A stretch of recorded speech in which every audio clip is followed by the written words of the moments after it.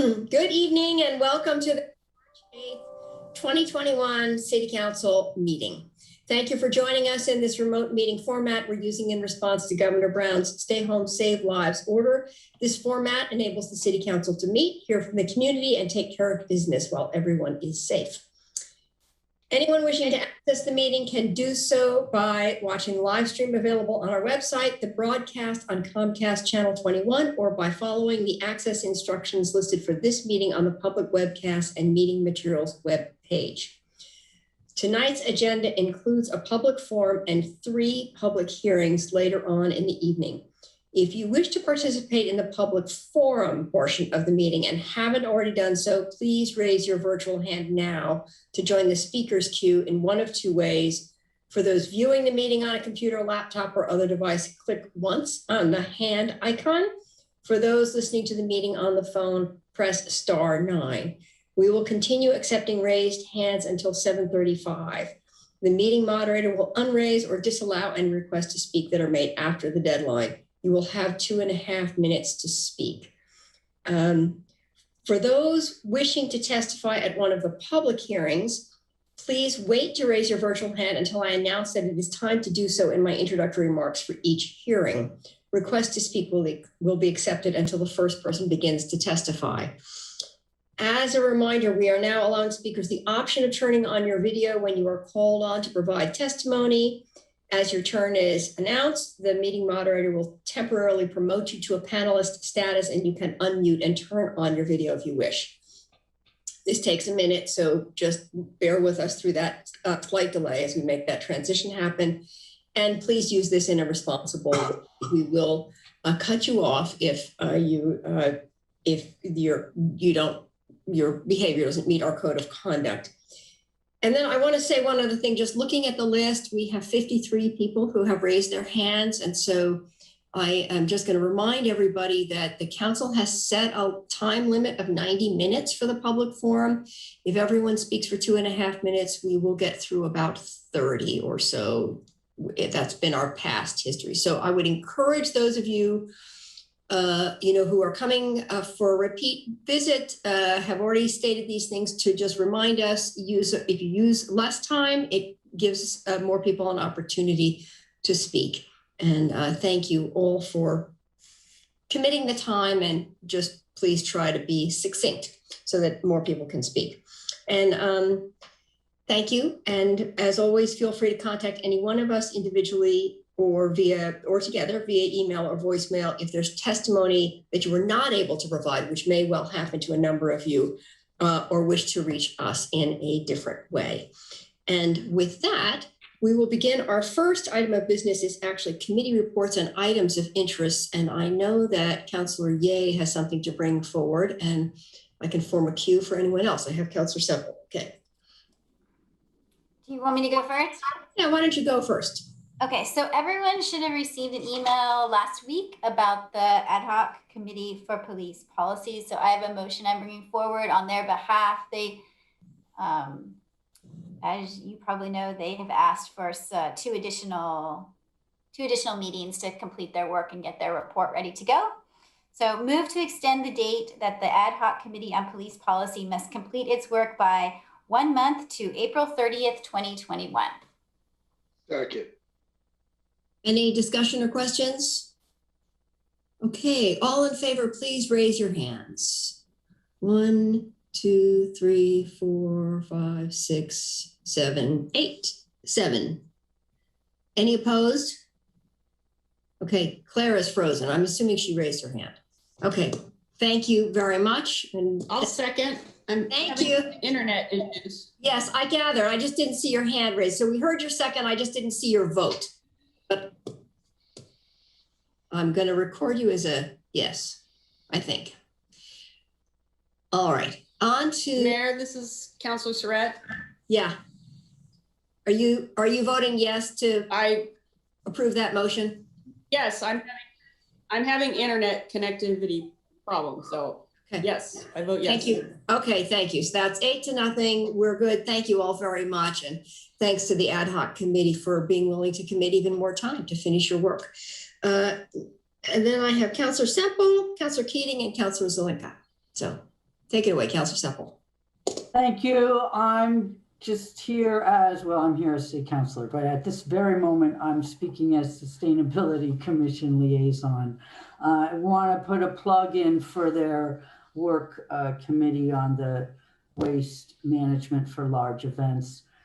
It's getting warmer, getting sunnier. We're going to have track meets at Hayward before you know it. And if we keep behaving ourselves, we're going to actually get to go watch. And that means we'll be drinking things out of plastic cups and making a big pile of garbage. So they want to work on this so it can be not such a big pile of garbage.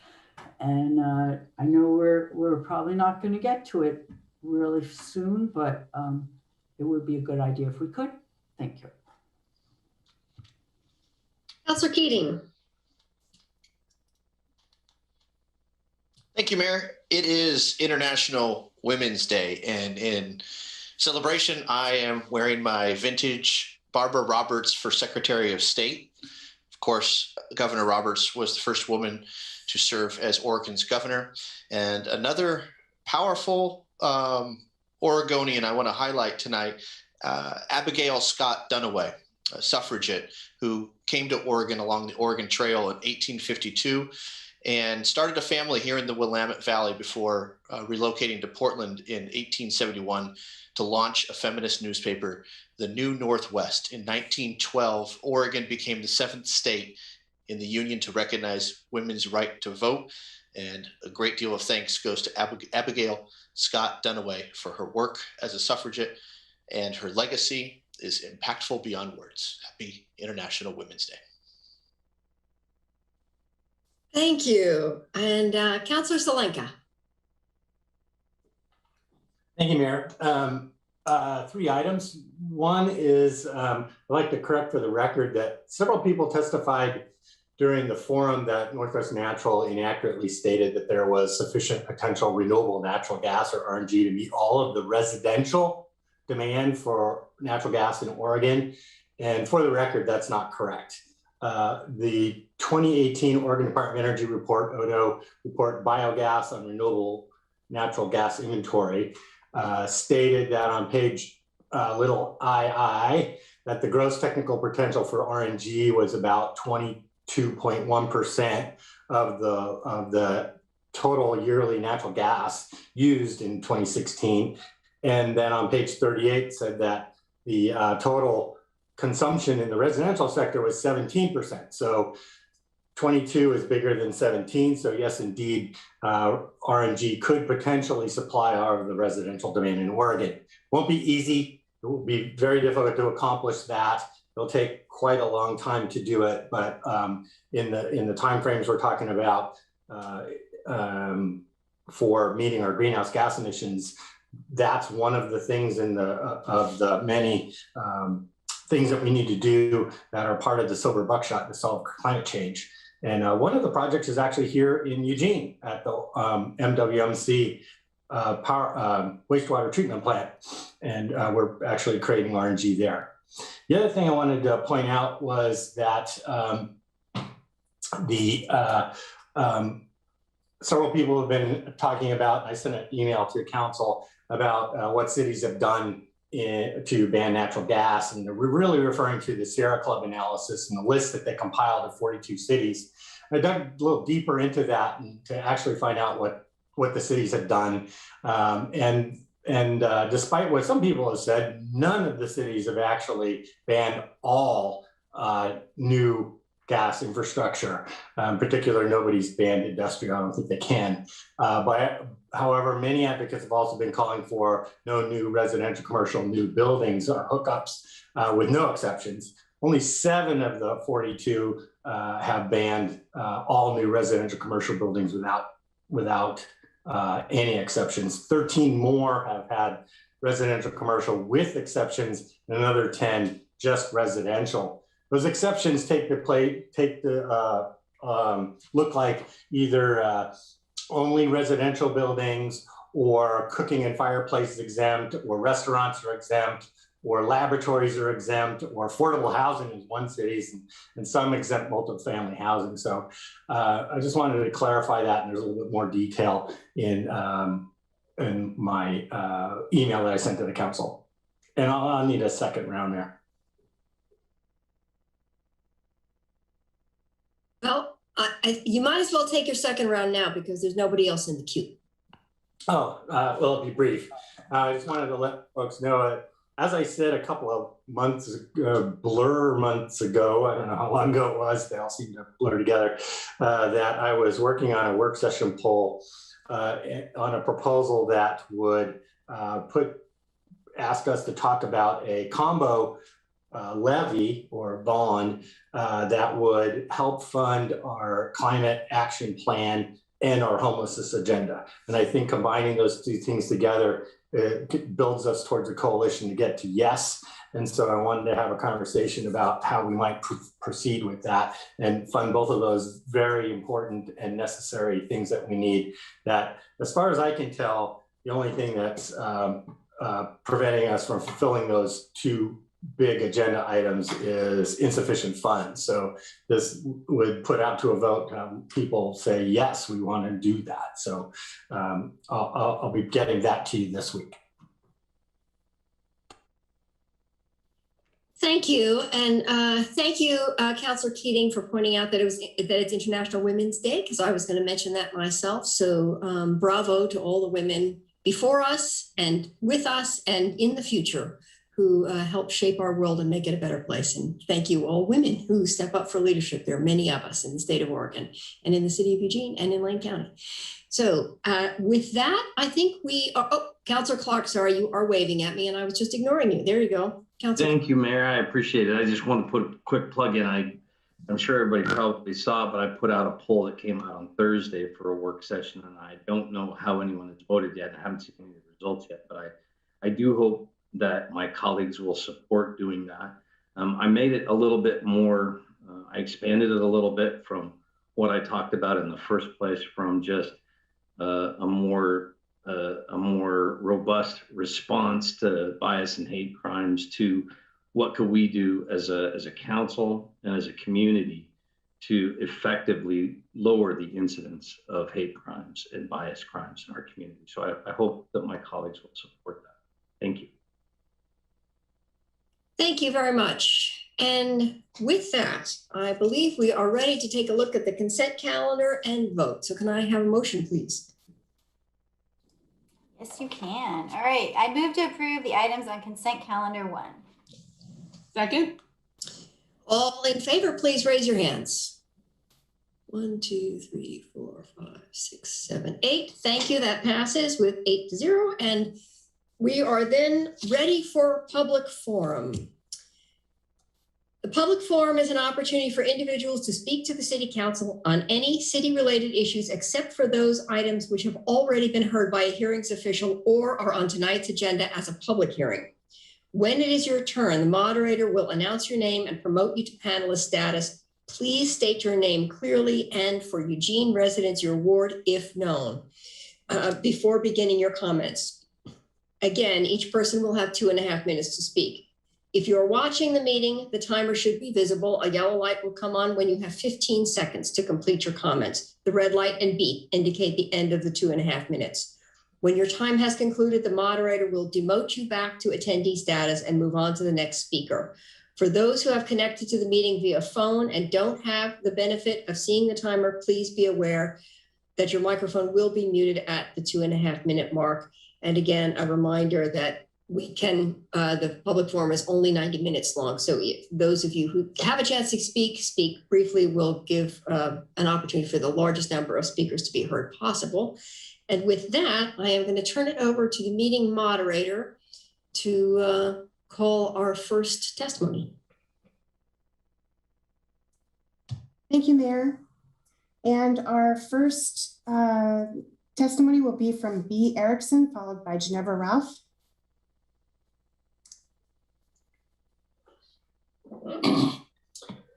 Hello, can you hear me? Yes, we can. Okay, Mayor Venice, City Council, my name is Brian Erickson. I'm a Vice President at Chambers Construction Company and a member of the Eugene Chamber of Commerce Local Governmental Affairs Committee. I live in Ward 2. Hello, Matt. I testify tonight on behalf of the Eugene Area Chamber of Commerce, which represents more than 1,200 Eugene area businesses, Chambers Construction with 95 employees who all make a family living wage with full family paid health insurance, and myself. First, we support a diversified, decarbonized energy system and are behind the City Council's efforts on a smart climate action policies that support diversification and choice. Chambers Construction is a commercial general contractor. Most of our projects, especially the larger ones, rely on a mix of diversified energy to be economically feasible to build and to operate. Areas where natural gas is economically important is in heating large volumes of water for domestic hot water uses or building heating systems for large buildings and campuses. They just can't do without it. There are electric heat pumps for water, but they take huge storage tanks, which is sometimes not feasible. Obviously, restaurants, some space heating is done, a lot of it with variable refrigerant flow electric systems, but a mix is needed. My point is that energy diversification is required in the construction industry.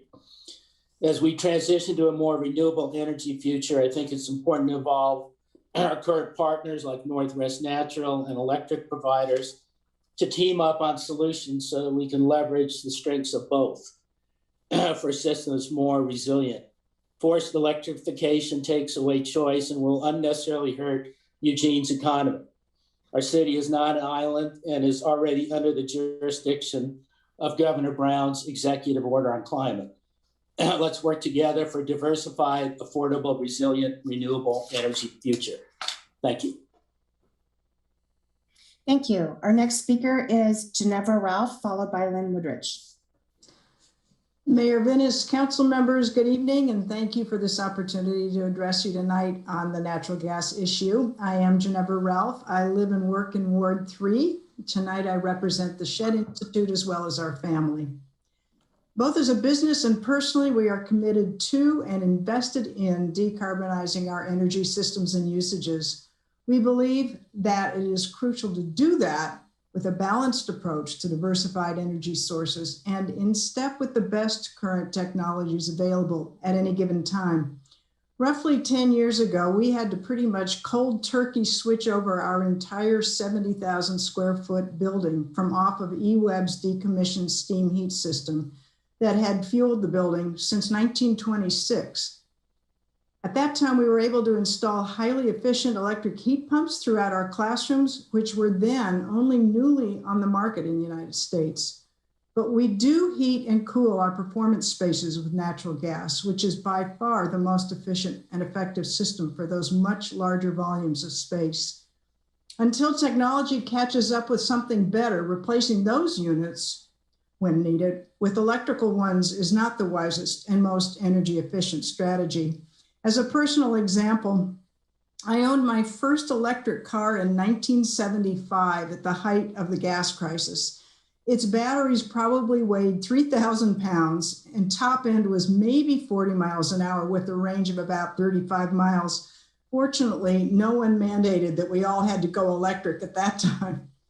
Our current electric car is much more efficient, lighter, and speedier. However, it is still dependent on the hydro dams that under other initiatives we've been trying for years to remove in order to save the fish. My point is that we need to move forward thoughtfully and for the time being at least need to maintain our natural gas options until we've figured out technologies that will directly address and better meet our shared goals. Thank you. Good to see you all.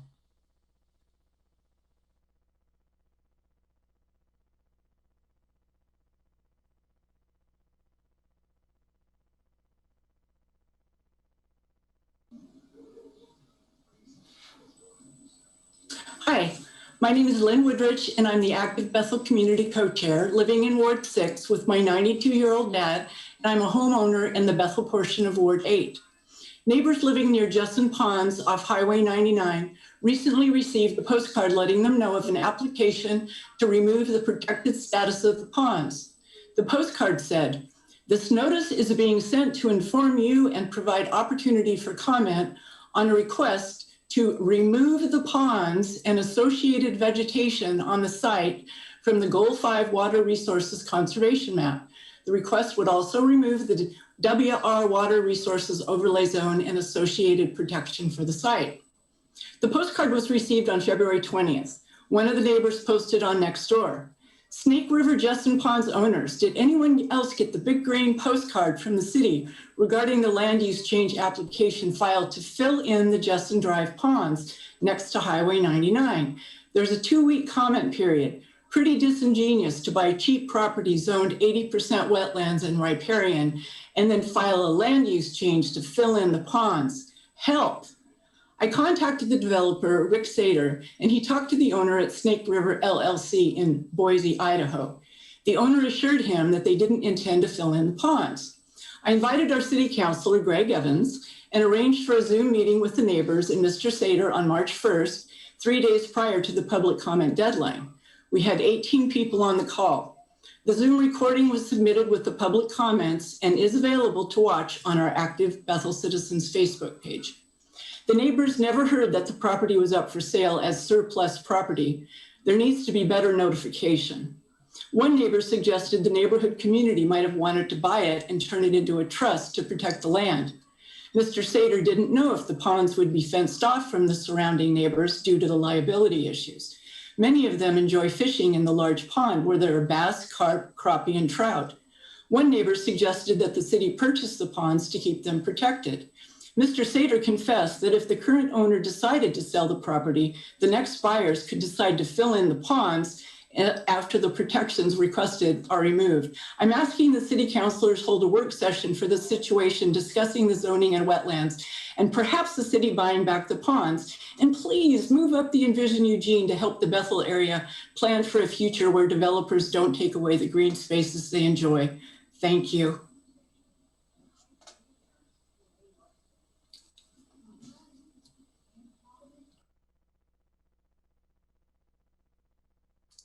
Thank you. Our next speaker is Matthew Clement, followed by phone number ending in 317.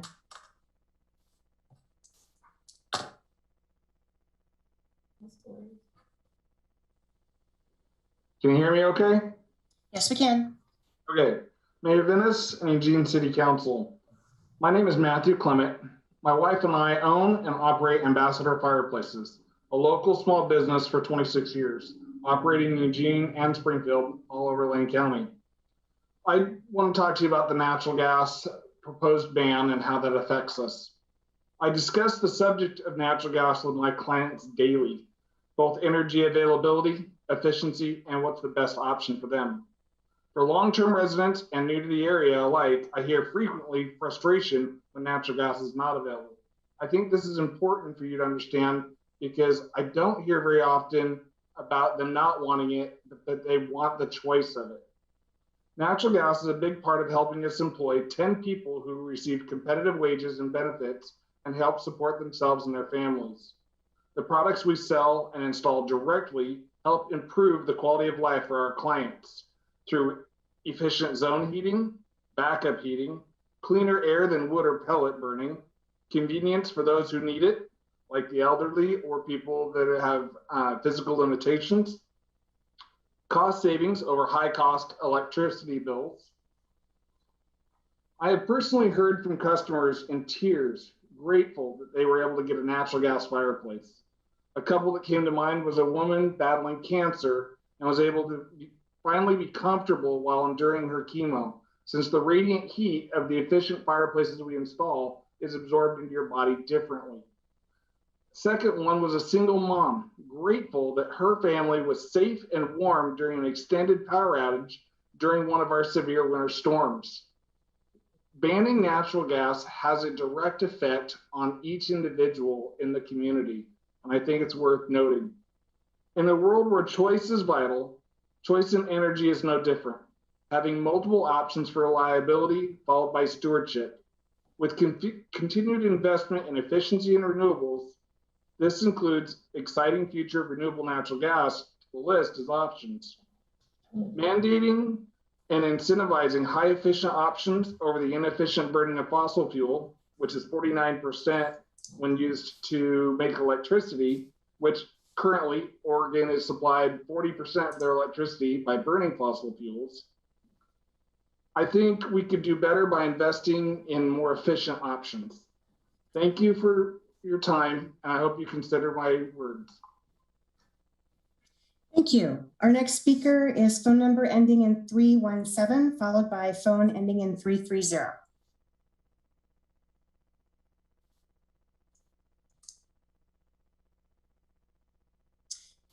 Caller with phone number 317, can you please unmute?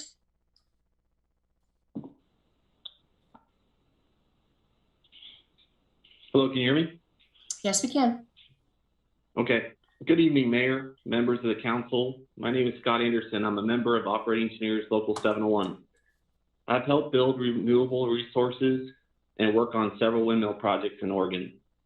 What we need is more than ever our options. When the ice storm hit Northern Oregon a few weeks ago, many of our friends and family were without power and heat for days. While some communities have access to natural gas to heat their homes and cook their food, we don't, and we were left without options.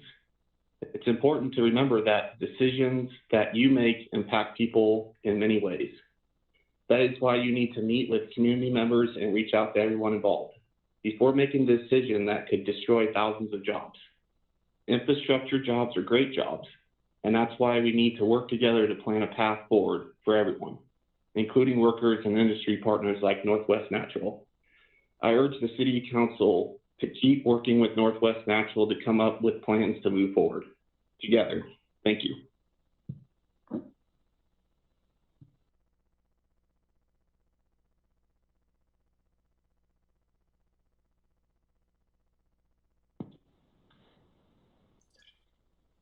Thank you. Our next caller is on the phone number ending in 317, followed by another caller on the phone number ending in 705.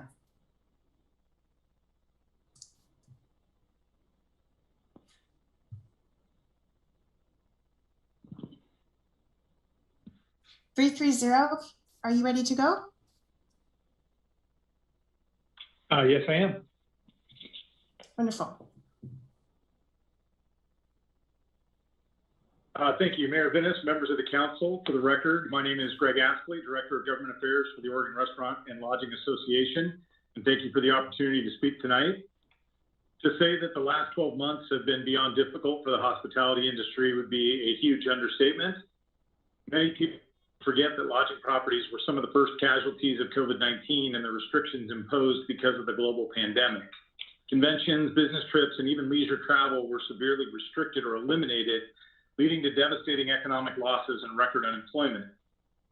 Best estimates put recovery for our members in 2022 or 2023 if they ever fully recover. Many restaurants have permanently closed, maybe even some of your favorites. Our industry is resilient and innovative though. Operators find ways to overcome obstacles like an ice storm, wildfires, or a global pandemic, but they need options and flexibility to survive. Limiting energy choices for restaurants or lodging properties doesn't make sense.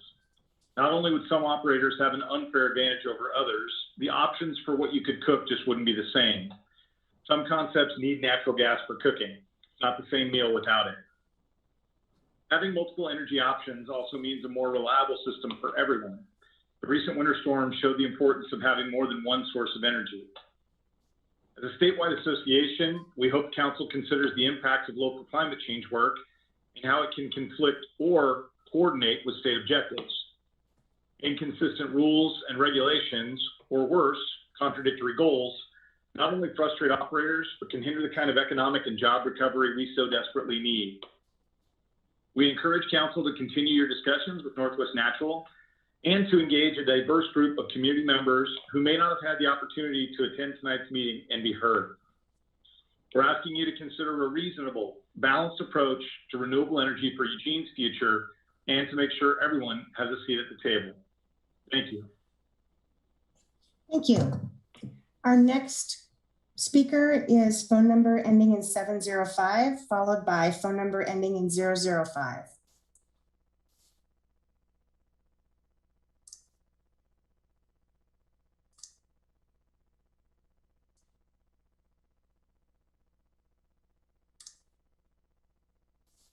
phone number ending in 705. Can you please unmute? Thank you. We do not hear you. Could you speak again?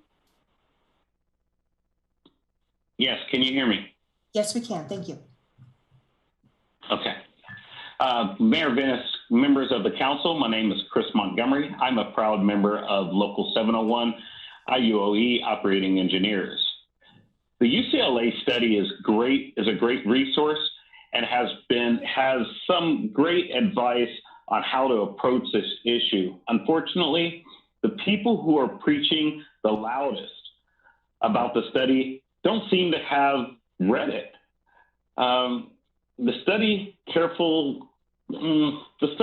walks through the ways that you should plan for a systematic change in infrastructure and how to make sure it doesn't negatively impact disadvantaged and underdeserved communities.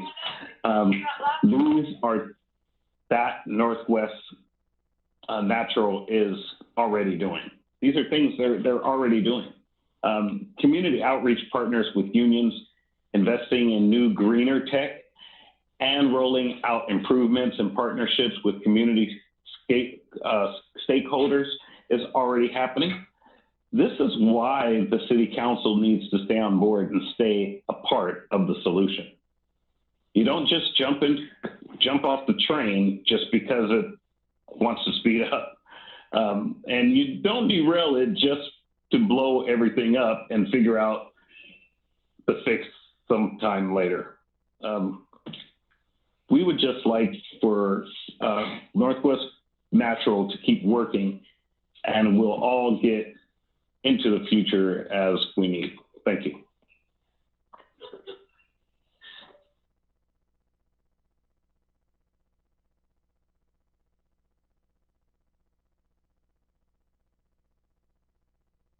Mayor Venice, Eugene City Council, my name is Sonia Kansani, and I am a service technician for Northwest Natural and a union member with OPEIU Local 11. By day, I help customers with their natural gas service so they can heat their homes, cook meals, and run their businesses. But another passion of mine is environmental science. I worked on the AB 32 Global Warming Solutions Act while in college, and am keenly aware of the importance of reducing greenhouse gases, and am personally committed to being a leader in a low carbon future. Before I worked for Northwest Natural, I ran a small agriculture business that showed me the value of a circular economy focused on conservation, eliminating waste, and reusing the resources we had. Our energy system can be a deeper part of the circular economy. The natural gas system is highly efficient. On the coldest days, Northwest Natural system delivers about twice the amount of energy as the entire Oregon electric system during that same time frame. Trying to replicate that much energy delivery on the electric system would require new infrastructure and development. But we don't need to waste those new resources when we can reuse the natural gas infrastructure we already have. Reducing emissions with renewable fuels like renewable natural gas and renewable hydrogen that also eliminate other waste streams in our economy. A circular economy that uses waste for energy allows us to be creative problem solvers. It's not easy to balance our competing interests, but I do believe it's possible. I want to end by saying that I've been encouraged by the overwhelming interest I've heard from customers who are paying attention to these discussions and want to be a part of Northwest Natural's low carbon future. Thank you for your time this evening. Thank you. Our next speaker is phone number ending in 424, followed by phone number ending in 099.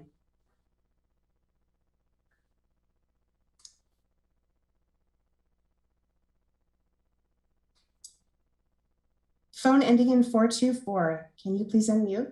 Can you hear me? Yes, we can. Thank you. Hi there. Thank you for giving me time to speak. My name is Pranav Patel, and I'm here with Tina Patel, and we're owner and developers with Alka Hotels. We've been in the hotel industry in Eugene for over 25 years now, and our work is hotel development, ownership, and progressive and successful property management. As a privately held company headquartered here in Tracktown, USA, our hotels have the honor of hosting guests from all over the country and the world as they explore and do business in our wonderful city. We look forward to continuing to serve as we move through this pandemic together and beyond. I wanted to share information with you tonight on how hotels use energy. The short answer is differently. Every business and building has different energy needs. Some may have hot water heating with natural gas, but may have individual room heating with electricity. The goal is flexibility and some measure of reliability when the power goes out. A prime example, as discussed earlier, was what happened with Texas and how they didn't have an opportunity to get gas in their homes and heat up in that terrible time, as well as a few years ago when we dealt with that in Eugene as well, and our hotels spent 3 days without power. Some hotels have kitchens in their restaurants with gas cooktops, but may offer individual electric cooking in guest rooms. Many use internal or external laundry providers that rely on the high heat and efficiency of gas dryers. As Northwest Natural transitions their gas to more renewables, and we all continue to invest in higher energy efficiency, all the better. There isn't a one-size-fits-all answer. It's about energy choice to match the needs of the hotel and the guests they serve. As a developer, sometimes it's just isn't feasible to build unless we have these opportunities available. As this council considers how to make decisions around energy and climate policy, I encourage you to reach out and listen to a wide array of voices. Your decisions today have far-reaching impacts for your community, the state, and the economy. Thank you for your consideration. Thank you. Our next speaker is phone number ending in 099, followed by phone number ending in 725. Thank you, Mayor, members of the council. My name is Jack Miller. I've spent most of my adult life building and maintaining highways and other infrastructures as an operating engineer. My career as a union member has afforded me what is now an increasingly rare luxury, the ability to retire with some time left to enjoy it. The decisions made by this council will affect generations of community members from apprentice to retirees. Without good union jobs and infrastructure jobs, current and future generations won't have the ability to retire like I do. Please take the time and reach out and work with the workers and the unions of the trades affected by this decision before moving further, just as the UCLA study says. And thank you for your time. Thank you. Our next speaker is phone number ending in 725, followed by Ben Christensen.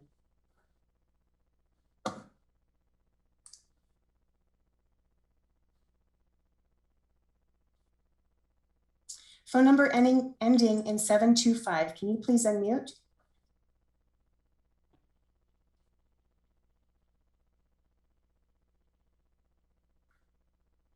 We are not hearing you. Can you please speak?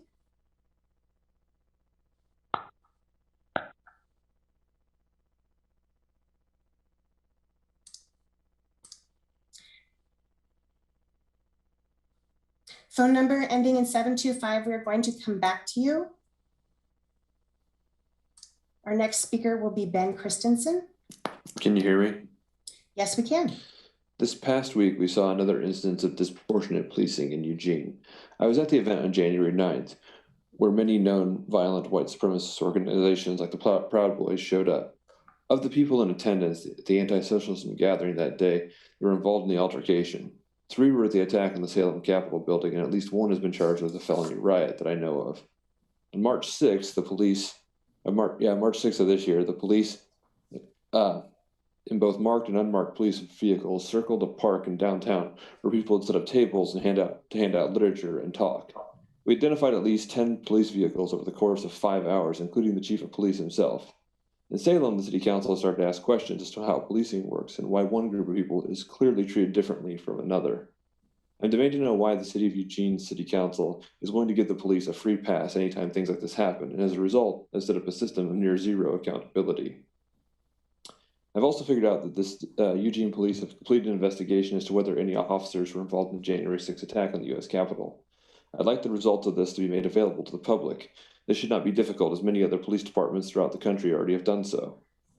A 4th hate crime was reported in the past 4 weeks. The mural at the Calc building, the Community Alliance in Lane County, was defaced earlier. Earlier this year, the city of Salem declared racism a public health crisis and has been taking actions to address this within their community. What's stopping the city of Eugene from doing the exact same thing? I want a clear answer as to why you don't plan to do so, or a clear time frame on when you plan to do it. Councilor Clark, you still haven't reached out to me or any of the people who were involved in writing the petition. This is not the behavior of a person who wants to, in quotes, learn and do better, as you put it. This is the behavior of a person who realizes they might face real political consequences for bad behavior, and now they're trying to minimize the damage that was done. I support the City Council scheduling a work session to discuss opportunities to regulate Northwest Natural in line with the platform of the Fossil Free Eugene Coalition. And now comments from the petition calling for Councilor Clark's resignation. This is a horrible councilor that does not represent the community. He must be removed. And Eugene needs to take a firm stance on white supremacists. Thank you. I yield back the rest of my time. Thank you. We're going to go back to caller with phone number ending in 725. If you could please unmute.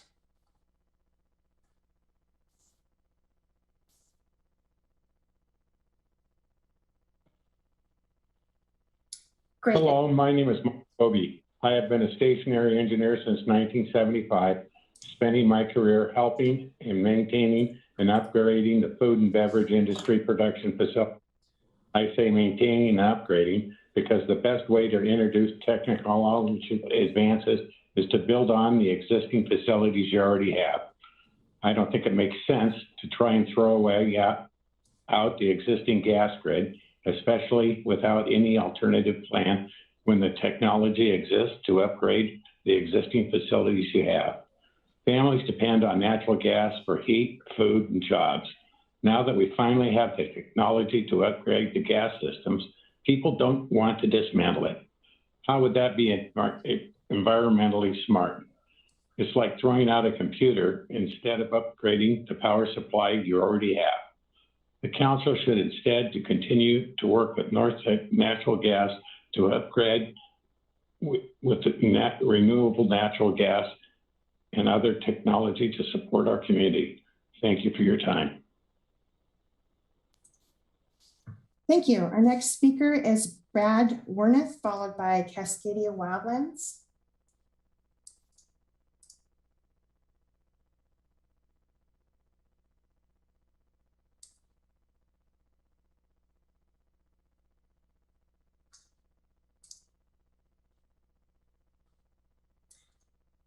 We're going to go to Cascadia Wildlands and come back to Brad.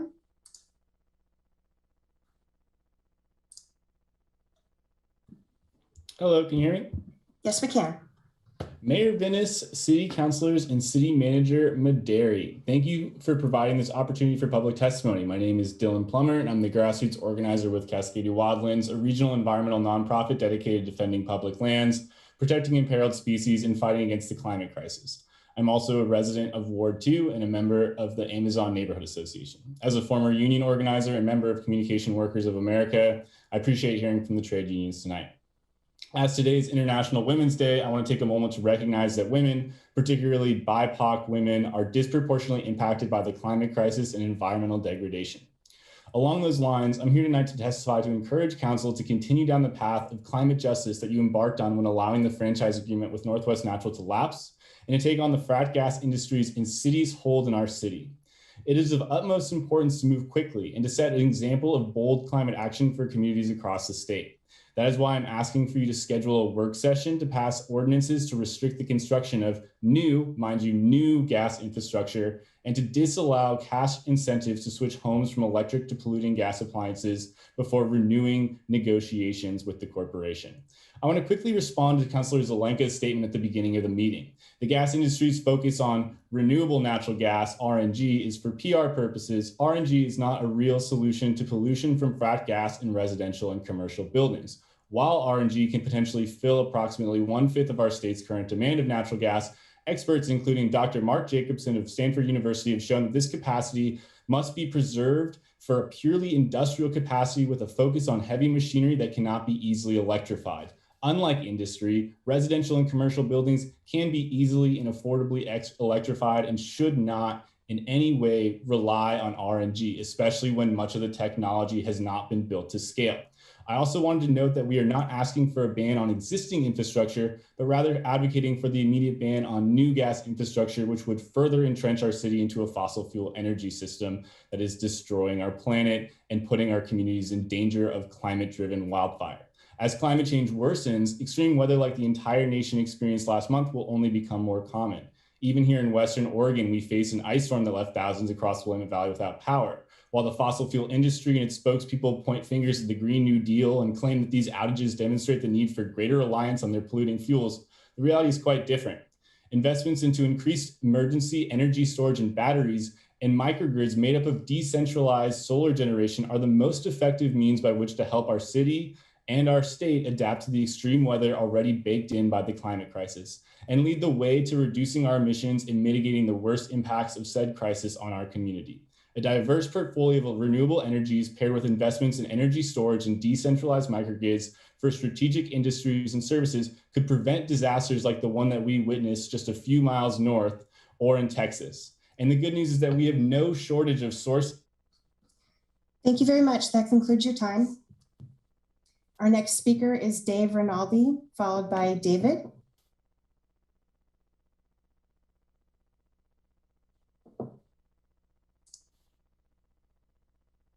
Dave Rinaldi, can you please unmute? Good evening. Can you hear me? Yes, we can. Hi, my name is Dave Rinaldi. Thank you for taking the time to hear me. I'm a resident of the Eugene area since 1980. I'm a resident currently of Ward 8 for almost 15 years. I'm a member of Local 290. And I'd like to speak regarding the safety of Northwest natural gas infrastructure. I've worked in the industry for many, many years, and as regards to the overall safety of energy infrastructures, I think we can all agree that there are inherent risks with any and all of them, highlighted though especially recently with the occurrences down in Texas regarding the electrical infrastructure.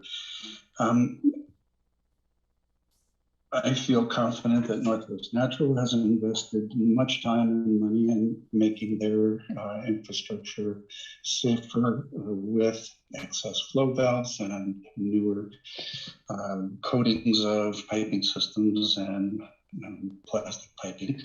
And I think that as far as a general safety factor, Northwest Natural is a system that we should continue to work with and upgrade as time goes on to lower carbon fuel systems. And I don't think they should be abandoned or phased out at any time soon. Thank you for considering my thoughts and have a good evening. Appreciate it. Thank you. Our next speaker is David, followed by Elliot Swinney.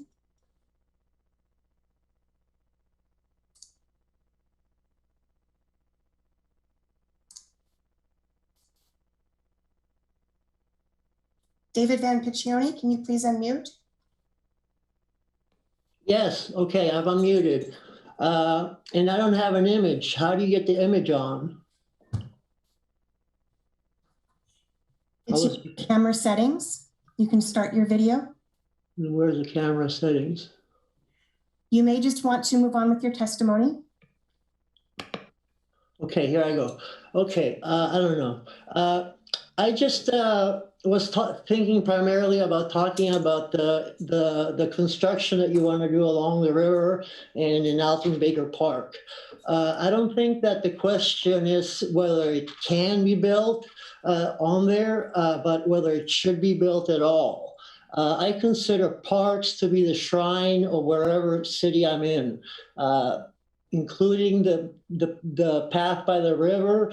And if you think about it, we're looking at taking out a very significant portion of that green space by that beautiful Willamette River.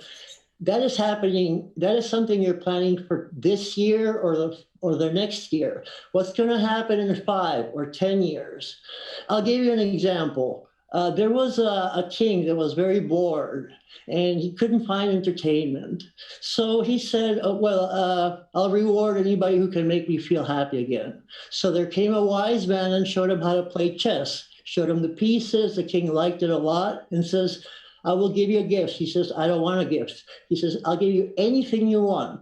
So he said, take the chess table and put 1 grain of rice in the first spot, 2 in the next, 4, 8 consecutively until you fill it all up.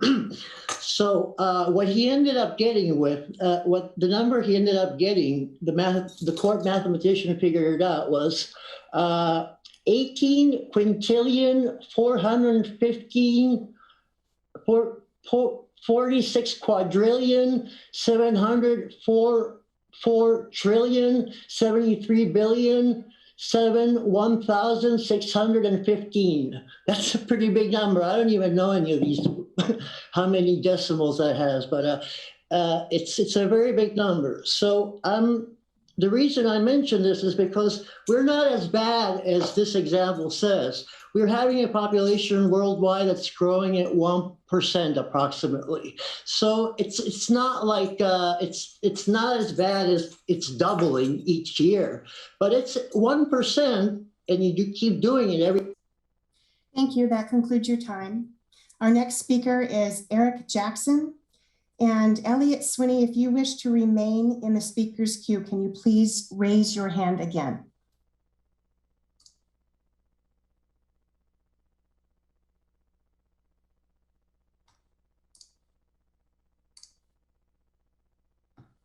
Eric Jackson, can you please unmute?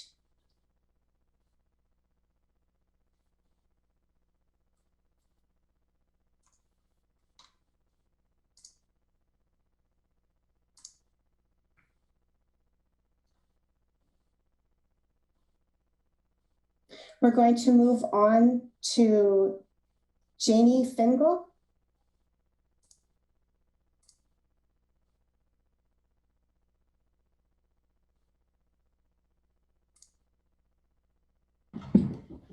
Mayor Venice, City Councilors, and City Manager Maderi, thank you for providing this opportunity for public testimony. My name is Janie Fingal, and I am in Ward 2, and I'm a South Eugene High School student.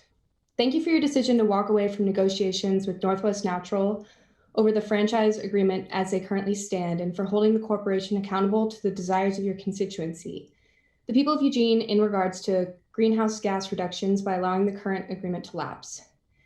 Ever since I was a child, I have been immersed in nature. Living across the street from a forest has given me a great love for the environment, all the birds, squirrels, deer, trees, and plants. I have grown up watching this forest grow. It has been beautiful until a few years ago when a lot of the Douglas firs started to die. Their deaths are due to a virus caused by rising temperatures, and as global warming progresses and temperatures continue to rise, our Douglas fir forests will start to disappear. This terrifies me, and it should terrify you all too. Oregon's trademark feature, its forests, are changing rapidly before our eyes, and we need to do something about it before they're gone. We need to work to reduce our city's greenhouse gas emissions by switching to clean energy. Every major study on meeting our climate goals, from the United Nations to the Obama administration to the Oregon Global Warming Commission's, calls for running buildings on clean electricity rather than fossil fuels, and combining that with efficiency to reduce energy waste and lower costs for building owners and the overall system. Not only is transitioning to renewables crucial to meeting our climate goals, but our community will also benefit. The transition will boost our local economy, public health, and our safety. It will help Eugene fight the environmental injustices that many face in our community. Oregon state agencies estimate that energy efficiency improvements, such as improved heating, cooling, and weatherization in homes, can save $113 million per year in utility costs for low-income households. The city should not agree to a limit on the carbon reduction fee that does not permit electrification efforts as Northwest Natural has proposed. Failing to take this opportunity to focus on the transition away from natural gas is out of touch with the city's climate action plan, the acute safety and health risks being posed by natural gas, the reality of the climate crisis, and the inevitability of market forces. We encourage you to reimagine the energy forces future of Eugene and to make our community a climate leader as it should be. I'm requesting that these ordinances be passed to mandate the transition of all utilities in the city to 100% renewable energy by 2030 and levy a fee on Northwest Natural and other climate polluters. I thank you for. Thank you. That concludes your time. And our next speaker is Jay Bozovich, followed by Greg Astley. Thank you. And thank you, Mayor and councilors, for allowing me this moment to speak. I'm coming to you as a private citizen tonight with 29 years plus experience as an engineer, the last 13 of which were at Eugene Water and Electric Board. I want to try and keep my testimony short by just asking you to take a look at the testimony I submitted in writing on January 22nd, and to also go to EWEB's website and just peak power in there, and you'll get to a page that talks about understanding peak power. And one of the things they talk about is how much meeting those peaks cost EWEB and cost the utility, and it also impacts their carbon footprint, because during peak times, they are reliant on spinnable power that is generally coming from some petroleum-based resource. Looking at eliminating natural gas in the future will actually increase the reliance on doing that, which gets to the portion of my testimony that talks about efficiencies and that how much more efficient it is to burn natural gas in a residence or business to generate heat and hot water than it is to burn it and put it into the electric grid and then reconvert it to heat and hot water back in that residence. The difference is somewhere between 90% when you're burning it in the home and 33% when you're burning it at electrical generation facility. That is a huge difference in carbon footprint.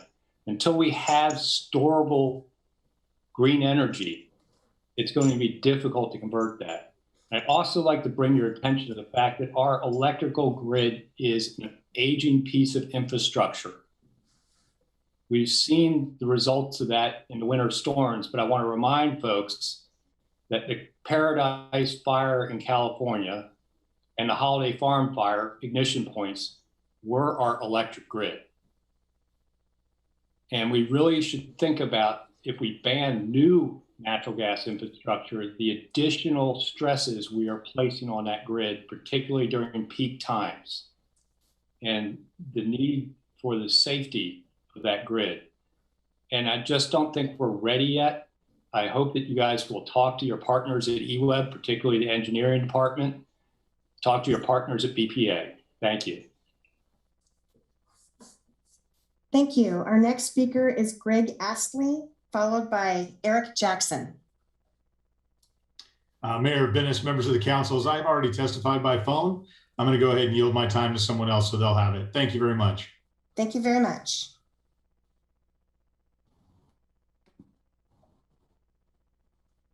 Our next speaker will be Eric Jackson. Mayor Bennis, council, Sarah, pleasure. Can you hear me? Yes, we can. Can you hear me? Yes, we can. Cool. I first want to speak on the advertisement that I saw. The now date was the same date as the job closing for an outreach person that's looking for an outreach person, homeless outreach person that they were hiring. And the ad read like an invitation from somewhere else in the country to come here. It didn't read like an ad for an outreach person that says, looking for somebody for only 4 months of a position that is not from out of town, that is in town and involved and informed as to the homeless community and can bust deal with something for 4 months for $50,000 to $62,000 a year salary for a temporary position, 4 months. 4 months outreach. What is that going to do in outreach? Nothing. Absolutely nothing. Give the $52,000 to Whitebird and have them keep doing what they're doing. It's absolutely next. I had mentioned to Councilor Clark previously that other than the new buildings going up for the restaurants and the problem that they have without natural gas at the EWEB property, River Developed property, other people have mentioned, I want to, where were they all those times previously when there were 100 we don't want this anymore. We don't want this anymore. And now that it's been canceled, everybody seems to be showing up. and that's not necessarily the right thing. You should have showed up all along when you were asked to come in and speak a power thing and being talked about every week. As far as, I think you guys are doing a much better, at least for the alders out at the parks and that are open, locked and not locked, and places for people to throw trash. So bravo to you. Thousands and thousands of people reading letters to get that done didn't make sense. It needs to step back. Find open camp properties, Mr. J. You guys have properties. You have stuff put in by the Whitaker group when they were putting up the bathrooms down there. He took front when I was doing protests, and there were a lot of properties that are available. Tap time. Eric, we've lost you, and we have just now come to the end of your time. Thank you. And our next speaker will be Elliot Swinney, followed by Jesse.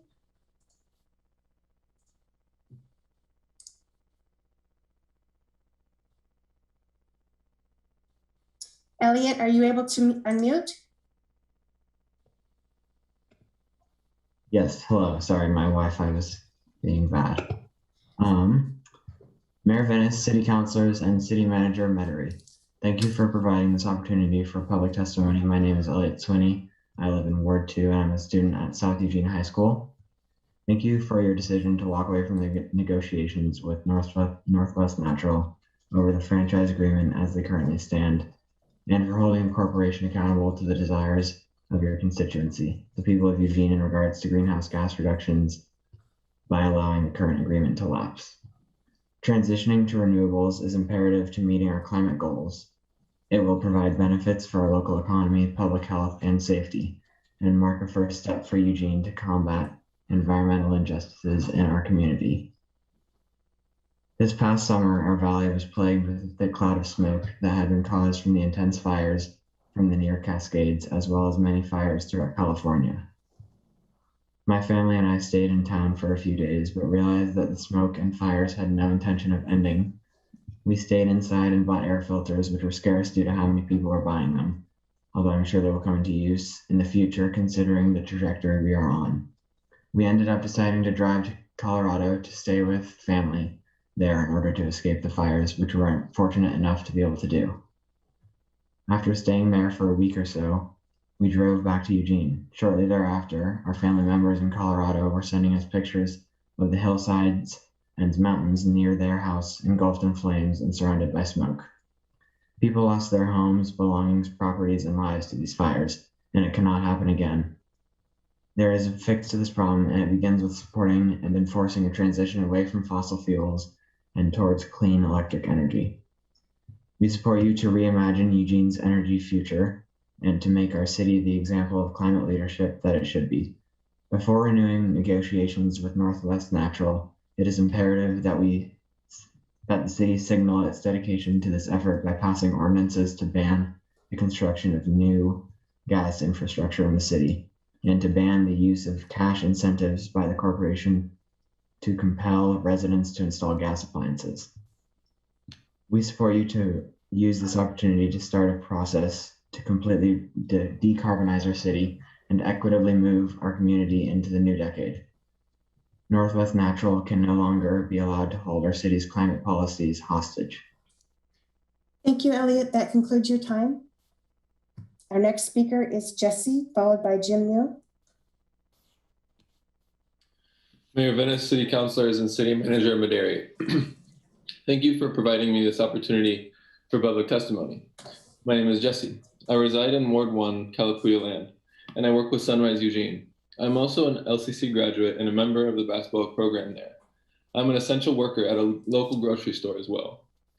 Thank you for your decision to walk away from negotiations with Northwest Natural over the franchise agreement as they currently stand, and for holding the corporation accountable to the desires of your constituency, the people of Eugene, in regards to greenhouse gas reductions by allowing the current agreement to lapse. As Zelenka and Plummer noted, today is recognized as International Women's Day.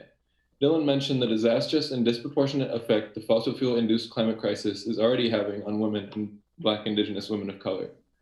Not only is this the case, but fossil fuel companies like Northwest Natural, with their disastrous fracked gas projects forced through indigenous lands, bring man camps, which are notorious for their role in horrific abuse and kidnappings of Native women. This is the kind of atrocity that we are talking about when it comes to natural gas and the fossil fuel infrastructure Northwest Natural is tied to. I would also like to respond to an earlier comment from someone who was able to, quote, retire with some time to enjoy it. I'd like to say that my generation will have no chance at such an experience if we don't take decisive action to move away from our dependency on fossil fuels. This is why we support you to reimagine Eugene's energy future and to make our city the example of climate leadership that it should be. Before renewing negotiations with Northwest Natural, it is imperative that the city signal its dedication to this effort by passing ordinances to ban the construction of new gas infrastructure in the city and to ban the use of cash incentives by the corporation to compel residents to install gas appliances. We support you to use this opportunity to start a process to completely decarbonize our city and equitably move our community into the new decade. Northwest Natural can no longer be allowed to hold our city's climate policy hostage. It is the city's legal and moral responsibility to do everything in its power to eliminate greenhouse gas emissions in line with the recommendations of the best available science and invest in a just transition for all of the residents of our city. As such, in addition to renegotiating our franchise agreement with Northwest Natural and banning the construction of new infrastructure, I am requesting that the City Council pass a series of ordinances to mandate the transition of all utilities in the city to 100% renewable energy by 2030. Thank you. That concludes your time. And our next speaker is Jim New, followed by John Doughty. Good evening, Mayor, City Council, and City Manager. It was good to hear at the EWEB meeting last week that the city and the utility have resumed discussions. I urge Council to arrange a work session with EWEB and all the utilities that serve Eugene to discuss energy resource adequacy and to achieve 100% renewable energy, a goal of both the utility and the city. This way, the public can be a part of and benefit from your discussions. In order to phase out fossil fuels such as coal and minimize demand on gas in order to reduce greenhouse gas emissions, there has to be grid resiliency through a balanced source of hydro, wind, solar, battery backup, and now green hydrogen. There also has to be action.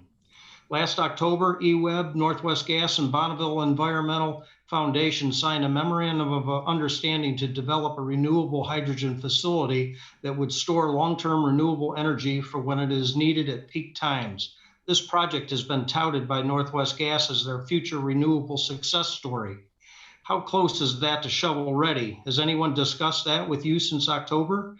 The Oregon State University Climate Impacts Research Consortium was quoted in the City Cap 2.0 that by 2040, the Cascades will have no snowpack. By 2030, EWEB's resource portfolio has wind energy at 1% and solar, one of the least expensive forms of renewable energy, will make up less than 1%. This is pretty astounding that there is not more wind and solar in the local portfolio. Eugene has a city councilor that is the president of the Solar Energy Association of Oregon, co-founder of Renewable Northwest, and the assistant director at Oregon Department of Energy. Clearly, this shows that there needs to be more discussion between the city and EWEB. Last month, Texas suffered the effects of poor grid resiliency. Climate champions are established through action, not titles. Thank you for your time tonight. Thank you. Our next speaker will be John Doughty, followed by John's PC. There we are. Thank you very much, Mayor Venus and City Council members, for allowing me to be here.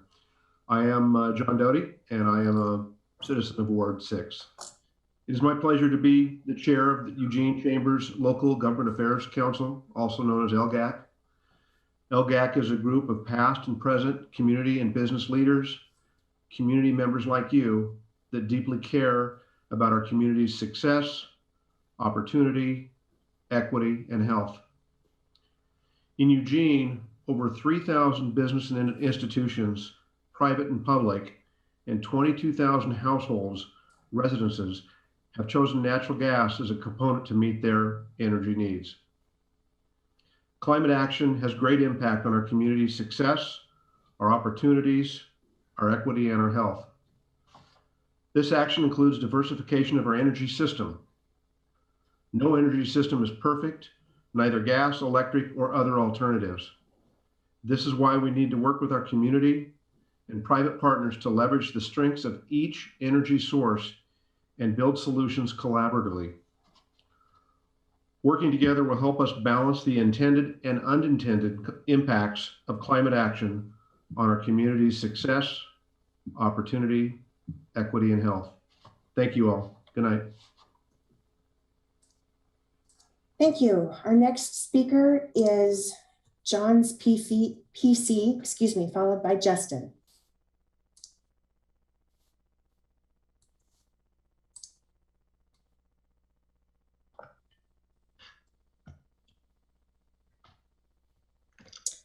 John, are you ready to testify? I am, sorry. I lost connection for a moment. Mayor Venus and the City Council members, thank you for your time. My name is John Goebel, and I'm an employee of Northwest Natural Gas. I work in the Utility Field Service Division, where I'm a Chief Union Steward. I also have the privilege of serving as Vice President of OPEIU Local 11. I would like to thank you for your time and attention to climate change. As someone working in the energy field today, I have seen a lot of change. Technology is advancing, and we're able to be even more responsive to the customers and the communities that we serve. I know that the future is renewables, and I'm proud of the work we're doing to transition to renewable gas and renewable hydrogen. As you think about those renewables, here's a little bit more about the team and the system that will be delivering them. The first is our team. We are highly trained, committed union members and employees. We are committed to safety and integrity, caring for each other and the communities that we serve, and environmental stewardship. I'm proud that in my 10 years with the company, I have consistently seen and practiced leading each job site better than we found it. Whether it's in the office, on a construction job site, or a customer's home, our goal is customer safety and satisfaction. The second is our gas system. Safety is our top priority. We were the first among the gas utilities in the US to replace cast iron and bare steel pipes with polyethylene and cathodically protected and coated steel pipes, making our system one of the most modern and tightest in the country. Our modern pipes are designed to withstand stress from ground movement associated with earthquakes, landslides, and other natural disasters. As you think about advancements in renewable energy, know that you have people like me committed to safety every day, and a company that has been willing and able to change since 1859. Along with our partners, we will continue to make our service territory better than we found it. The future is renewables. Together, we can make our common goal a reality. Thank you for your time. Thank you. Our next speaker is Justin, followed by Justin Frances. Hi, thank you all so much for your service. Really appreciate what you do. This is Justin Freeman. I live in Ward 3, and I'm the owner of Bagel Sphere. We're actually, I think, one of the three oldest businesses in downtown Eugene. We've been there since 1995, and we employ 25 employees split between our Ward 1 locations downtown and our bakery out in Ward 8 in West Eugene. And I just want to encourage you all to continue working towards our sustainability goals in discussion and partnership with Northwest Natural. When I'm not baking, I've volunteered since 2015 to help promote carbon sequestration and climate resilience through organic farming. And in that work, I've consistently found that partnership, even with initially reluctant partners, drives far more beautiful community outcomes than you could do on your own. Now, in full transparency, our baking business is quite literally powered by natural gas. We like putting holes in bread and doing it in Eugene, and Northwest Natural really makes that possible. We were excited actually recently to invest and upgrade some really old oven infrastructure. And when we did that, we actually decreased our energy consumption by 200,000 BTUs per hour. So there's some really exciting things that you can do if you're able to invest. And not only do we use natural gas in the business community, but I see neighbors out here in our ward who view natural gas as a useful tool for their own resilience. I've seen a couple who have installed whole home generators in response to our recent regional disasters. In our neighborhood, we've been without power multiple times for multiple days, And these whole home generators are helpful tools for neighbors who are seeking warmth and light during winter storms. And, you know, as I thought about this topic tonight, I reflected on what I consider Eugene's kind of amazing history of social and sustainable innovation. And I would ask council and staff to really lean on those skill sets to change the world. So when I look at what we've done in Eugene around alternative transportation, I see the work of companies like Arcimoto and Burley and Bike Friday, who thought wisely here and came up with something that is changing the world. In terms of public safety and public care, I look at our Cahoots program, which has made national news and has been started to be adopted by other cities. In the Organic Materials Review Institute, these folks provide a resource that's used around the world to drive sustainability. All of these things started here in Eugene and are changing the world. And so I encourage you with climate change and sustainability to take a similar tack and drive change in Eugene and beyond through innovation and diversification, and to do so in partnership with our friends and neighbors at Northwest Natural. Thanks. Thank you. And our next speaker is Justin, followed by Kate. Mayor Venice, City Councilors, and City Manager Medary, thank you so much for providing me with the opportunity to testify tonight. My name is Justin Francese. I'm a resident of Ward 2, and I'm a father of 2 young Eugenians and an adjunct faculty member at the University of Oregon. I'm here tonight to speak in support of the Sunrise Movement and the Fossil Fuel Eugene's campaign to pursue aggressive climate action. Since 2019, my family has been supporting a mom who is a survivor of domestic violence, who was fleeing danger, holding a sign outside of Whole Foods with her baby and toddler. And for almost 3 years, she has been trying in every way she can to get an apartment in Eugene. She has gone to every social agency in town and is on many of the lists, waiting lists that are years long. She is Native American and she's raising BIPOC children. When the fires hit in Labor Day, she was living outside with her babies who were coughing in smoke, and there was no way for her to get relief. She then drove as far south as she could to get away from the smoke, and due to the health issues she had and the lack of finances, she became stranded there for some months. And so when she returned to Eugene, she was told that she'd lost the housing voucher that she had waited so long for. She had to start, and now she's having to start all over again. So she is currently still homeless in Eugene with her kids and calling agencies every day to get as much help as she can.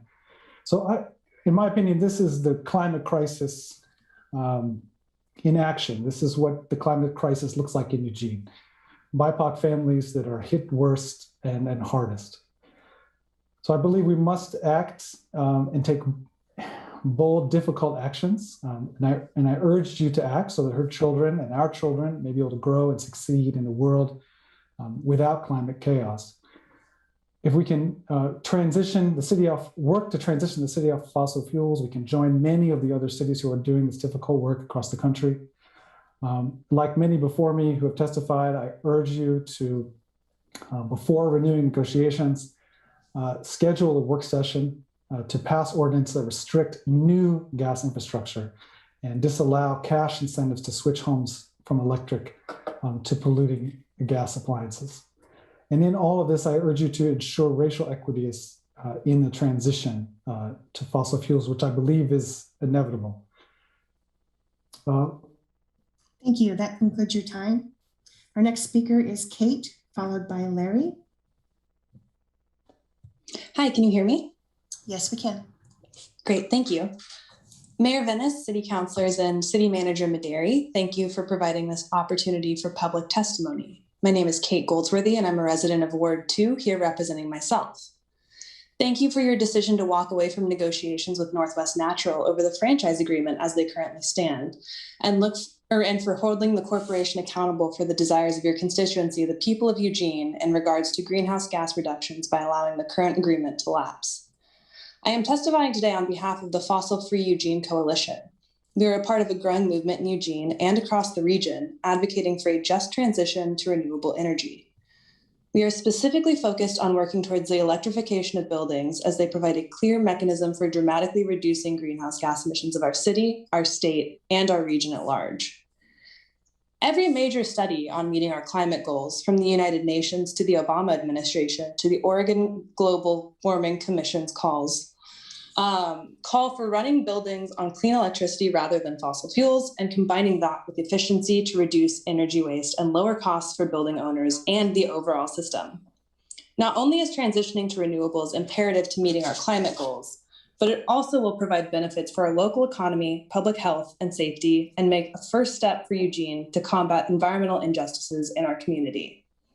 A study by UCLA found that electrifying California's buildings over the next 25 years would create 8 times as many jobs as may be lost in the gas industry, supporting an additional 100,000 full-time jobs in construction, manufacturing, and the energy sector each year.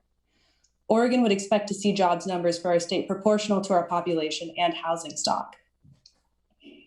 We support you to reimagine Eugene's energy future and to make our city the example of climate leadership that it should be.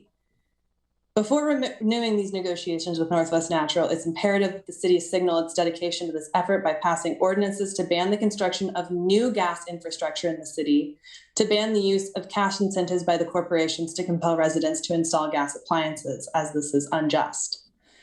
It is the city's legal and moral responsibility to do everything in its power to eliminate greenhouse gas emissions in line with the recommendations as best available, of the best available science, and invest in a just transition for all of the residents in our city.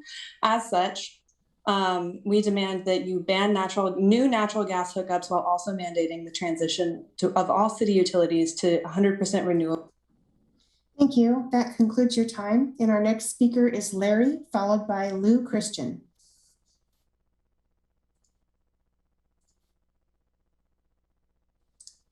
Yes, this is Larry. Can you hear me? Yeah. Yes. I'm Larry Moser. My family's lived in Eugene, Springfield area for 3 generations. Our community depends on infrastructure jobs for the benefits supporting our family. My family years. Good jobs allow families to farm and create wealth and pass our traditions to the future generations. Like the UCLA studies say, we can't take away career opportunities for folks without reaching out and retaining them first. Retaining takes time.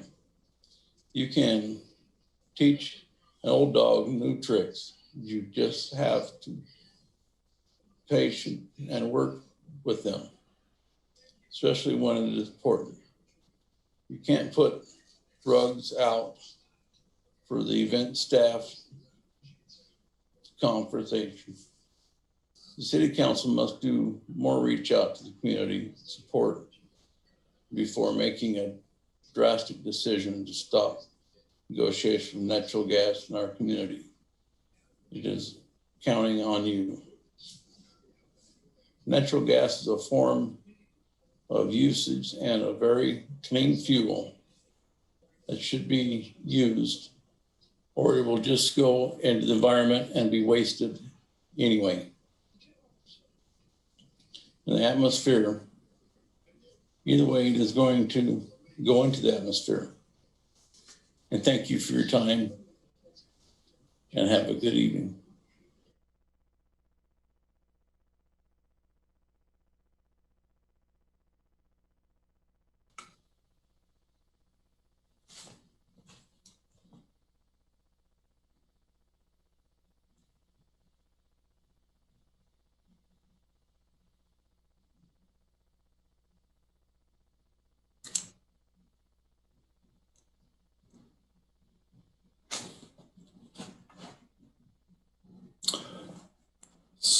Mayor and City Council members, Lou Christian, can you hear me?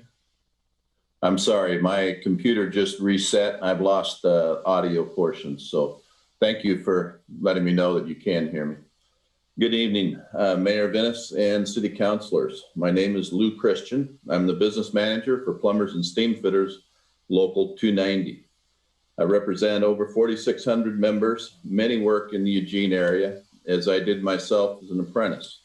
I started my apprenticeship in the late 70s and finished in the early 80s. Today we have about 650 apprentices in our local learning new trades. The decarbonization that we're hearing tonight is important.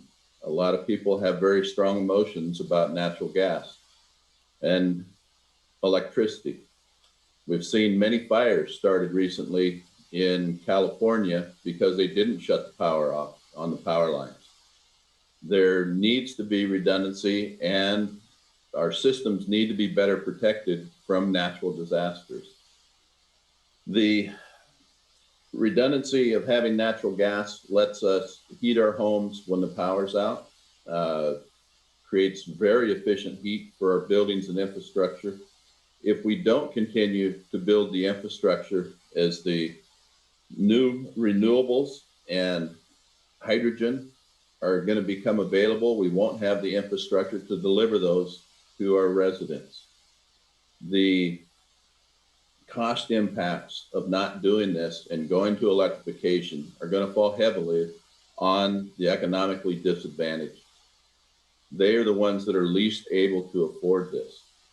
They're not going to be able to drive out of the area to go to some place that does have power. They're going to be here waiting for it to come back on. So I would urge you, as you're looking at the cost, look at the benefits, look at how it's going to affect our community members when there is no power running, because that does happen, and it's happening more frequently.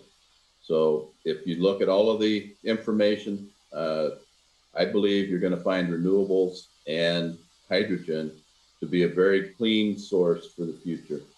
Thank you for your time. Thank you. Our next speaker is Matthew Jensen, followed by Micah McComber.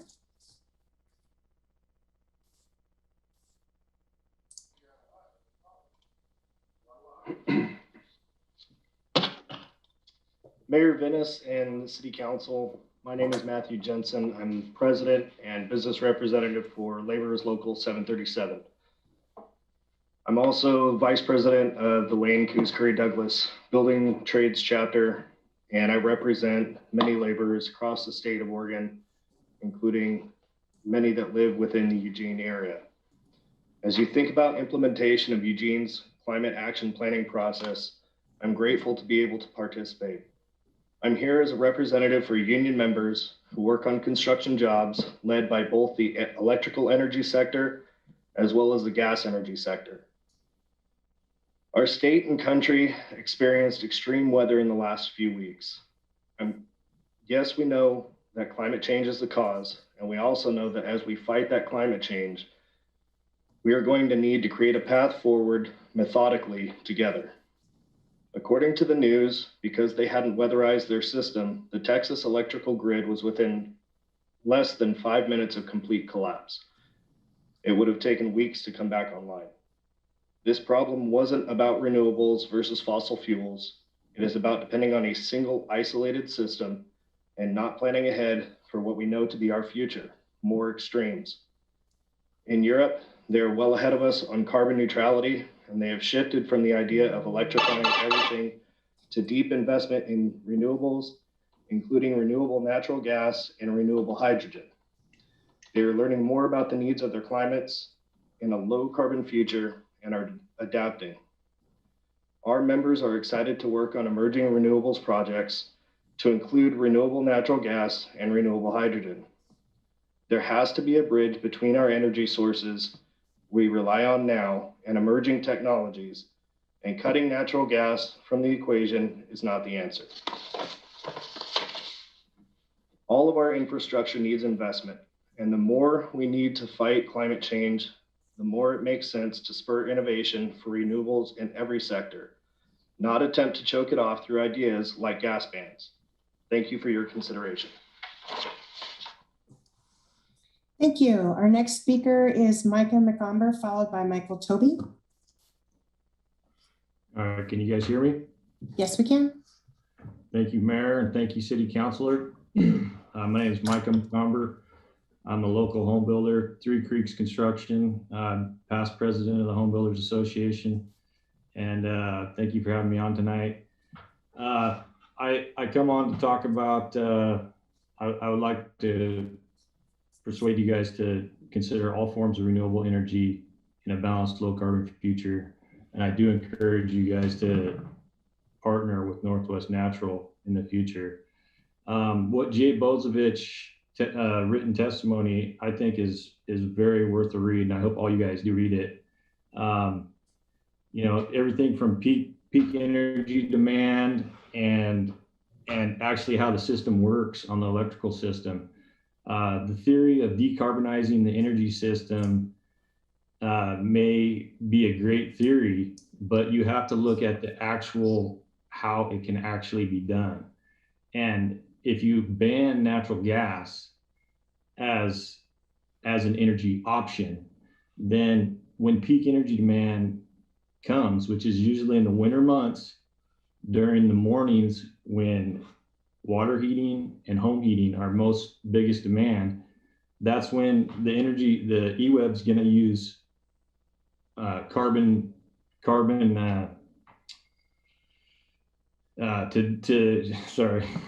going to do coal, natural gas, oil, some kind of fuel to meet energy peak demand. And so I think banning natural gas is not going to necessarily decarbonize the energy system. I think it will still have an effect that you guys are trying to avoid. So I think looking at how that system works and reading Jay Bozovich's written testimony is really great.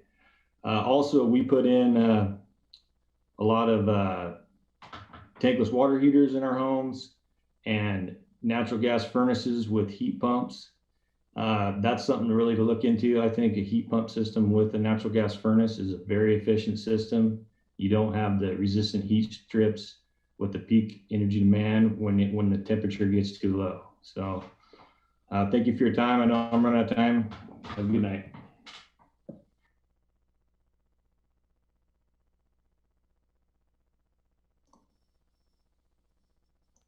Thank you. Our next speaker is Michelle Palacios, followed by Nate Stokes.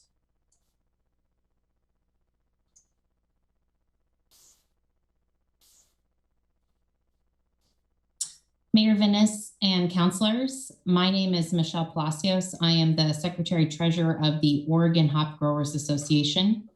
We're a nonprofit organization that works to promote a healthy hop industry in the state of Oregon.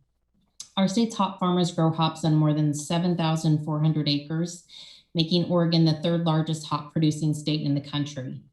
Between COVID-19, restaurant and brew pub closures, and the unprecedented wildfires, it's been a rough year for our businesses, to say the least. Most people don't realize that natural gas is required to produce hops. Natural gas is used during harvest to dry the hops, which allows us to preserve them to be used by brewers across the state of Oregon, the country, and are exported to more than 60 countries around the world. Decades ago, hop growers responded to brewer demands to discontinue the use of diesel fuel burners and converted to natural gas or propane fuel. Today, hops are dried using natural gas during their 6-week harvest from mid-August to late September. With 400 breweries in our state, beer is an essential part of Oregon's economy and identity, generating $2 billion in annual wages. Eugene is home to some of Oregon's best breweries, which have helped put our state on the map. It wouldn't be the case without hops or natural gas. We are proud to supply Oregon brewers with locally grown hops. Right now, natural gas is the cleanest burning fuel we can use on our farms. Farmers can be thought of as the original conservationists. We care deeply about our land, air, water, and communities. We're excited that even cleaner options like renewable natural gas and hydrogen are coming online, but there will be little incentive to invest in these innovations if existing infrastructure and resources are banned.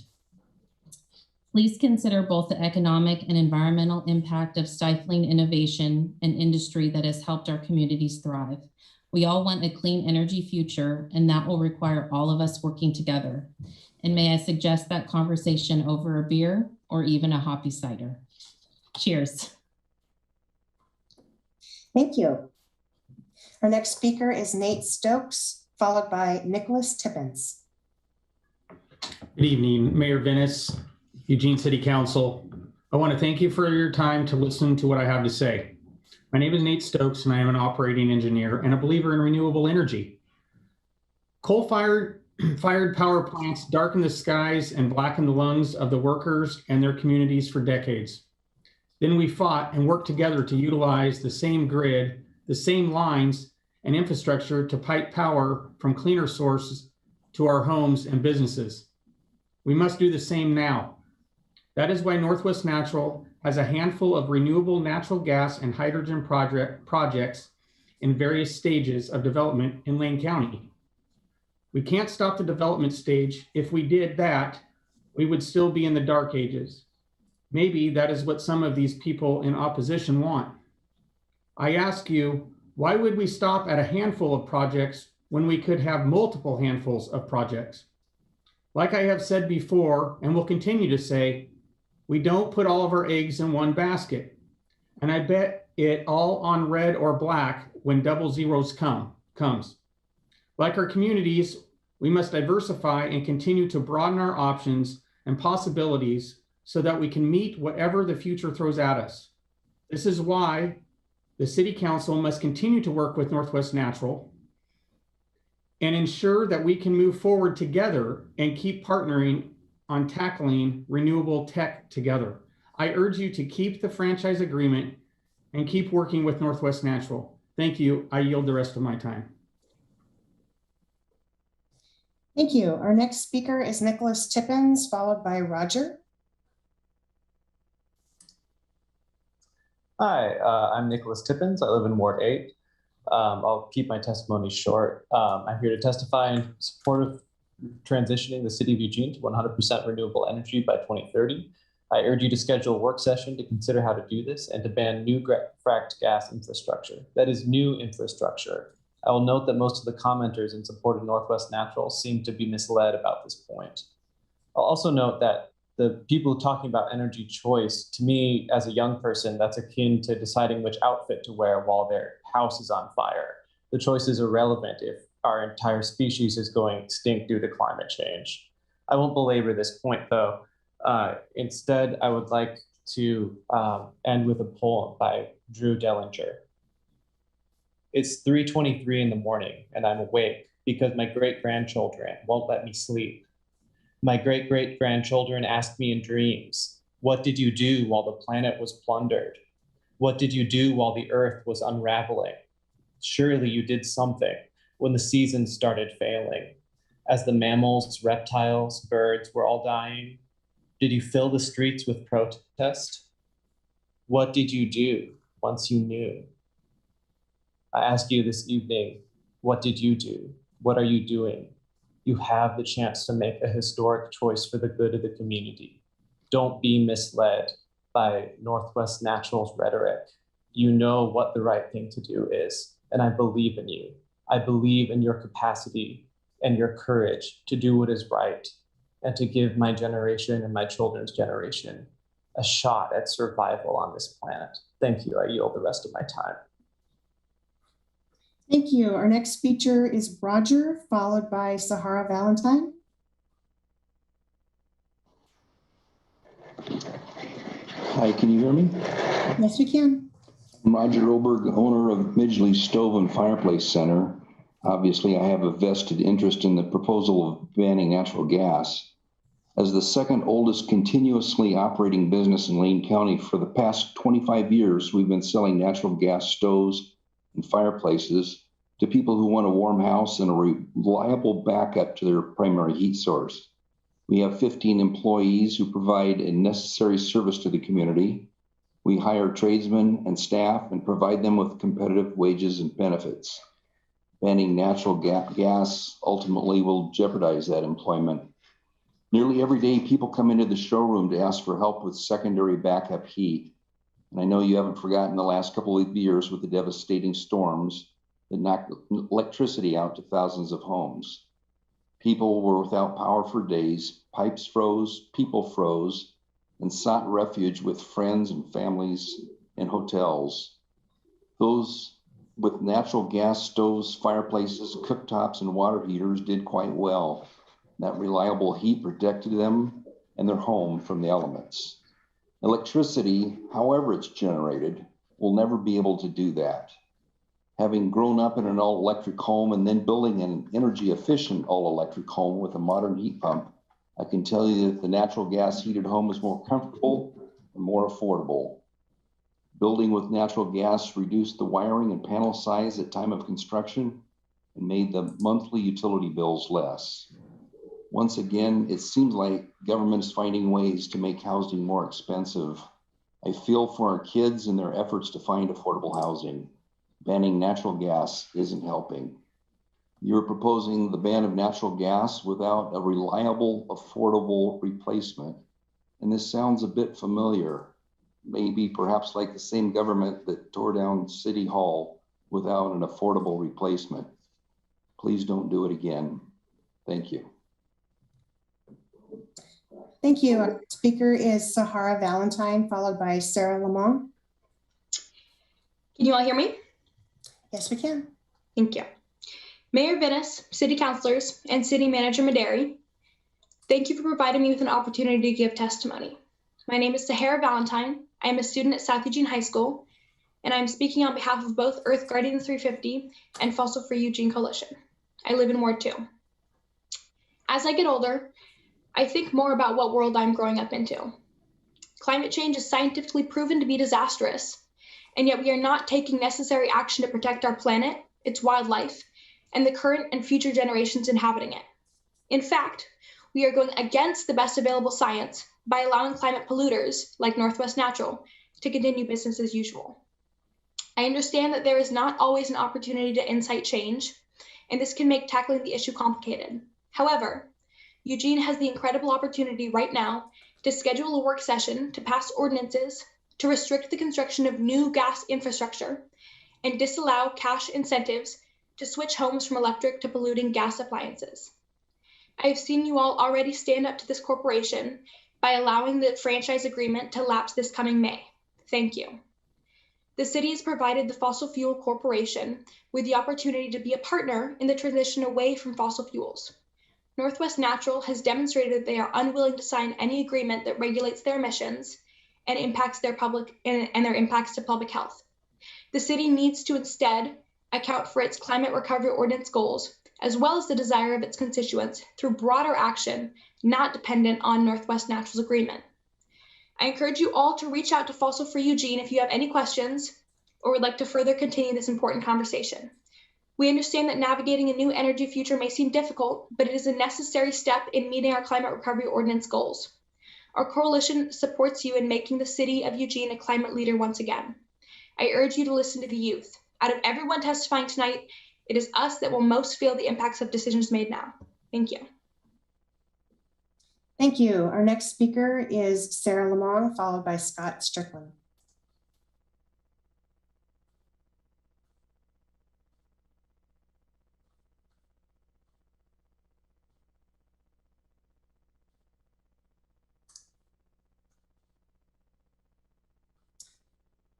We are going to move on to Selena Blick.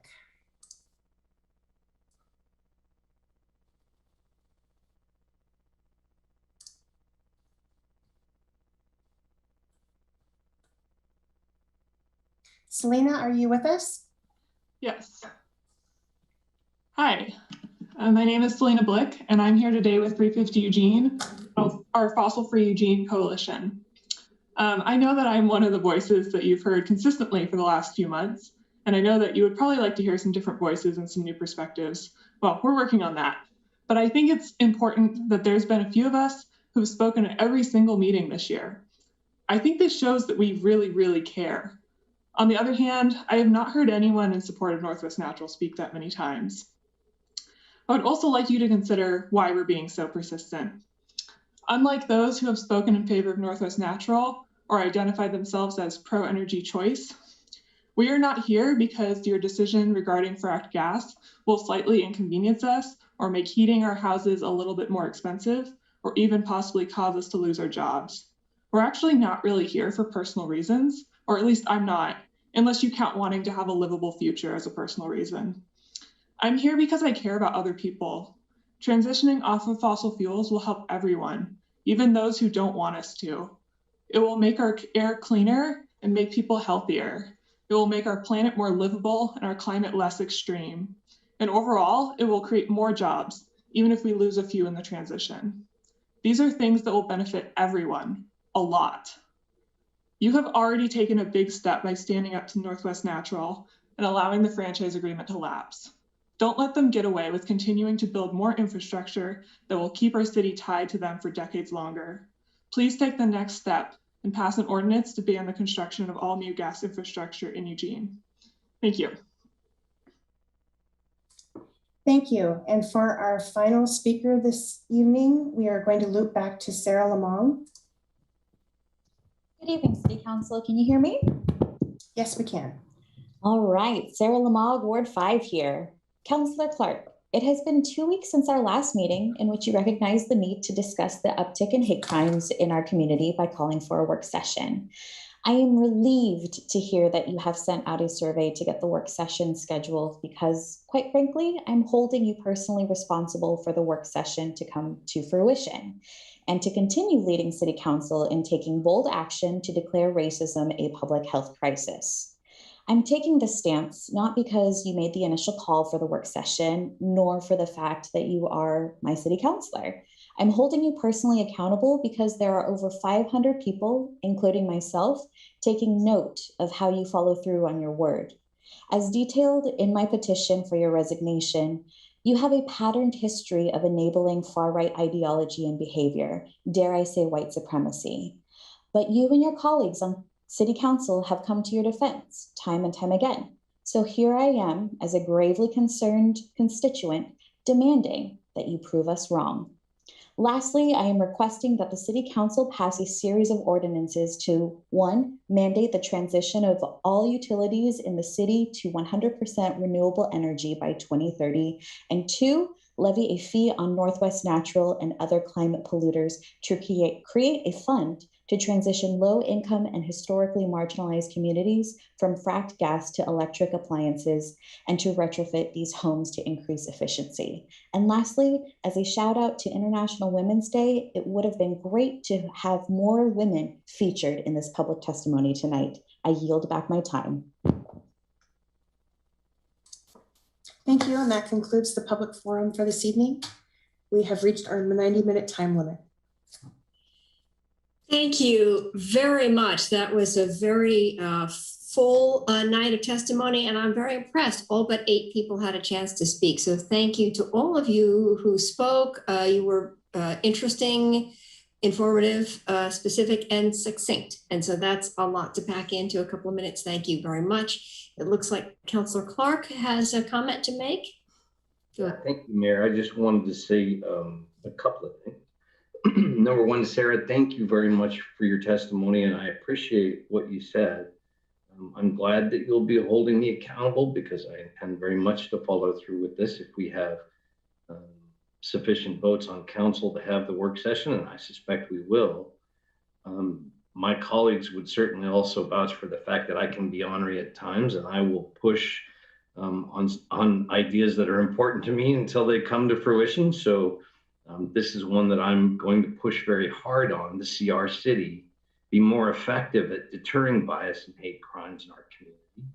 And I'm going to make sure that we look at how do we, what can we do to make that, the way we penalize that more effective as well, because I think it's some of the things we've seen certainly in the last few weeks and months are well beyond the pale, and they're just not acceptable. So we need to do something. I'll be glad if we do with a work session. Secondarily, I don't know who I'm asking here, so I'll just start with Sarah. I know that last fall and early this winter, there were announcements about a fairly massive scale research project that eWeb was doing to talk about the costs of expanding the grid and delivery of extended amounts of electrical service and capacities and some of these other things. And I agree in part with what Jim New said about us holding a joint session with the eWeb board and having an in-depth conversation about that. So question one is, do you know when the results of that are coming out so we can make good decisions based on that data? And number two, I don't know if we have it scheduled, but I certainly hope we will be meeting in conjunction with the new EWEB board members so that we can talk about long-term planning and what those needs look like. Can you answer that?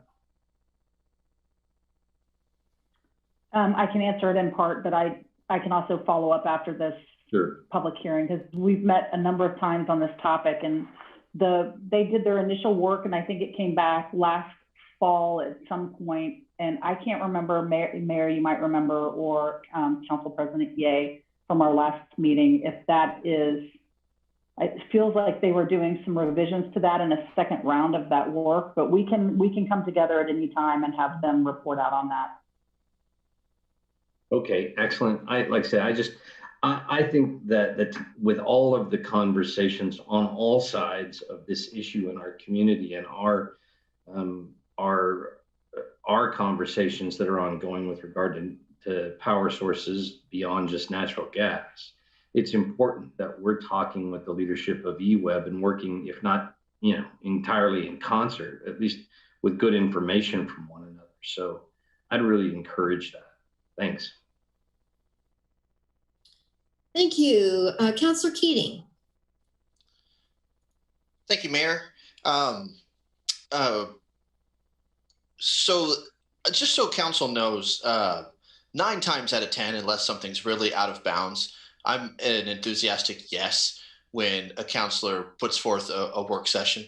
And so whether it was Councillor Grove's recent request or Councillor Evans' pair of requests, Councillor Clark's requests, and I hope to have the conversation declaring racism as a public health crisis and noting that the CDC has determined there are protocol for addressing a threat to public health based on the presence of 4 factors: a burden on the culture, 1; 2, disproportionately shared by one sector of the population, 2; 3, shown by evidence to be impacted by upstream change, and 4, current measures are insufficient. So I thank Councillor Clark for requesting the work session, and I look forward to having that dialogue. Speaking of work sessions, there were several requests tonight for a larger conversation with EWEB, something that Manager Medary, that I just expressed interest in meeting with Manager Medary about. And a shameless plug to Southeast Neighbors Neighborhood Association tomorrow, which will feature EWEB, both EWEB staff and our EWEB commissioner. I love the idea of a work session with EWEB on energy resource efficiency, grid resiliency, transition to electrification, and discussing emerging clean energy infrastructure job opportunities in our community. Whether it means putting forth a work session myself, I hope others would support it, but I hope whether or not we put forth a work session, I hope to see it, that collaborative conversation on the agenda soon. Thanks to everyone who participated tonight in public testimony. And in the future, if it's possible, Mayor, to request 2 things when folks engage in public testimony. One, I'm still not hearing from everyone about what ward they belong to, and there may be some hesitancy to give their address. If they could at least identify what neighborhood they belong to, that would be helpful for those of us who want to follow up, please. And 2, when I recognize that not everyone is always going to be able to talk because of our 90-minute window, but if there's a way to encourage increased written testimony, to either shorten the testimony to get maximum participation, or to illustrate to council the handful of folks who couldn't speak, what those issues were pertaining to, and inviting them to come to our next meeting. Thank you, Mayor. Thank you. Good suggestions. And that's the second time you've made that suggestion. So I will do a prompt at the next forum. Thank you for that. Councillor Zelenka and then Councillor Evans. Sure. I'd like to thank everybody for coming out and providing comment to the council this evening. Councillor Keating, we actually, as a matter of course, used to have regular meetings with EWEB between our board and the city council. And I think we just kind of stopped doing them. It was a casualty of the pandemic as opposed to anything else, I think. I'm looking forward to resuming those. I'm not sure we need a work session poll to do that. We did as a matter of course. I think the intent is to continue to do that. During comments and items of interest, I reported back on some of the things I learned by looking at the Sierra Club list of that they compiled about what cities had done with regard to natural gas bans. The one common thing about all of those folks that did that, all the cities that did that, was they used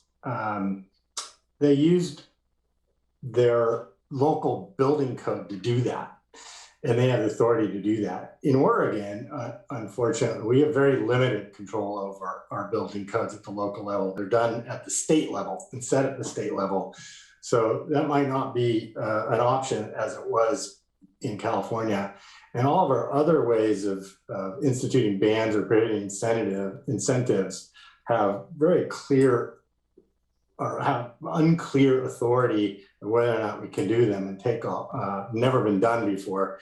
And so they would take, it's not an easy slam dunk. So moving in that direction would take some research and some effort and some time. Thank you. Councillor Evans. I too like to echo the sentiments of my colleagues here. Thank all of you for coming out and testifying, and those of you who didn't get a chance to testify, thank you as well for hanging in there.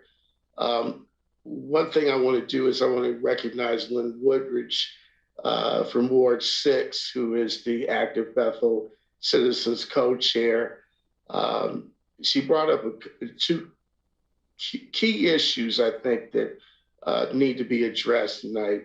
One of them is getting Bethel back on the map of Envision Eugene, getting us moving forward. We have a lot of people who are anxious to have a planning effort since it didn't happen since 1982. And for us to be able to, map out what the future of Bethel is going to look like.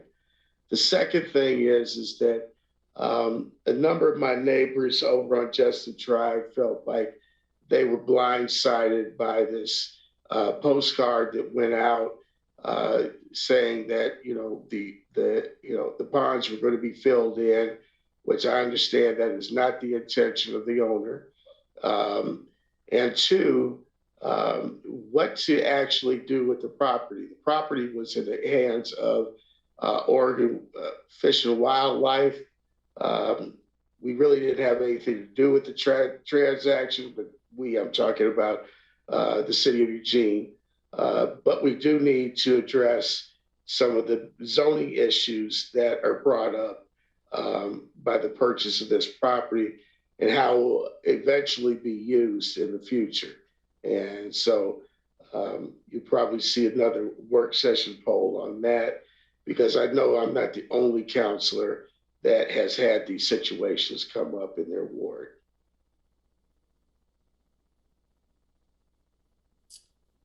Okay, thank you all very much. Thanks for your comments. I just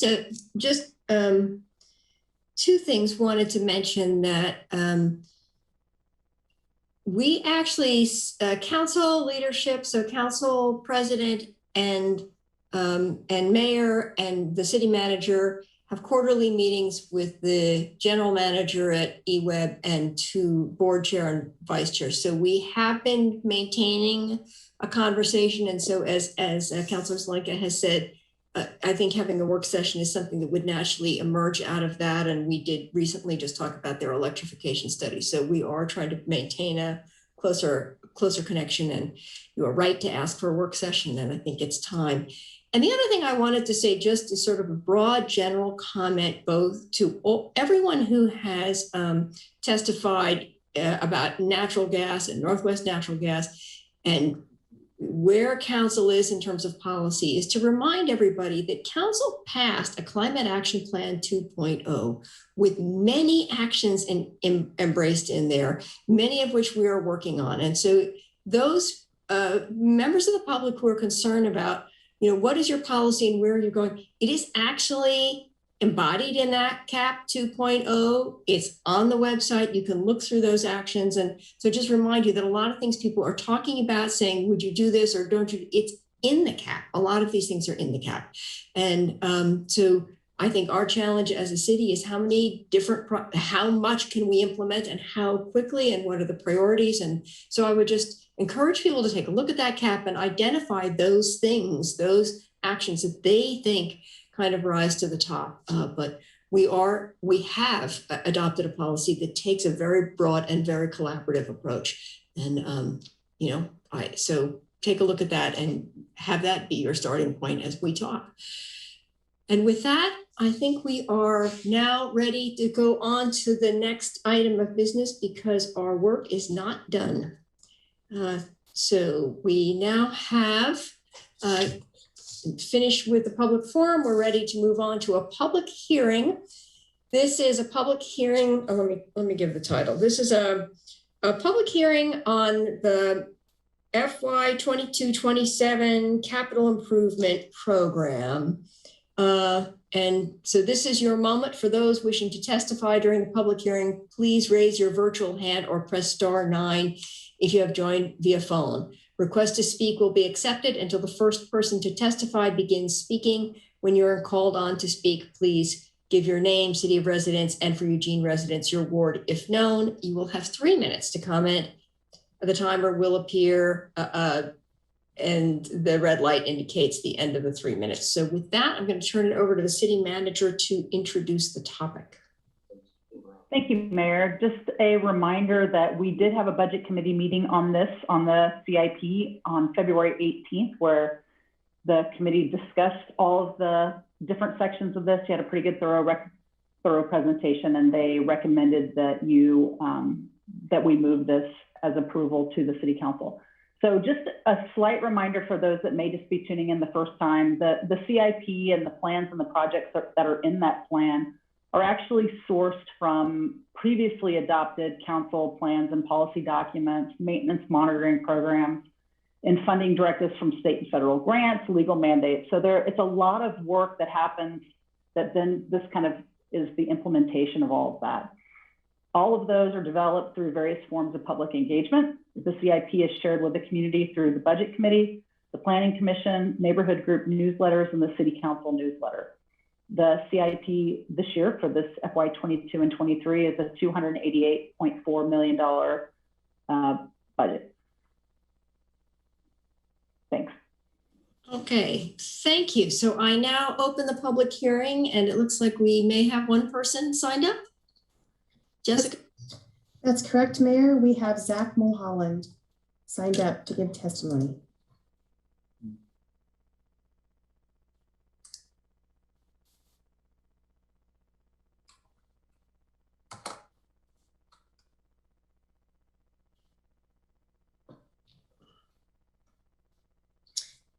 Hello, Mayor and Council. Can you hear me? Mm-hmm. Yes, we can. Great. My name's Zach Mulholland. I live in Ward 6. I'm the current chair of the Eugene Sustainability Commission, though tonight I speak on my own behalf. So first, I'd just like to say thank you for the opportunity to provide public testimony tonight. According to the emissions forecast contained in the Climate Action Plan 2.0, the single biggest thing that the city can be doing to reduce its greenhouse gas emissions is increasing biking, walking, and transit threefold in line with our TSP goals. Given the importance of increasing biking, and walking to reaching the city's greenhouse gas reduction goals, is this capital improvement plan as strong of an investment in biking and walking as possible? What more can be done to make sure that we're investing in our bike and pedestrian project list and ensuring an equitable distribution of investments throughout the city? On an equitable distribution of investments, the current CIP has no money earmarked for bike and pedestrian projects west of Chambers in the next 5 years. What can be done to ensure active transportation investments in West Eugene in the next 5 years? On the CIP process, I'd encourage you to go slower and try to increase more public involvement in the future.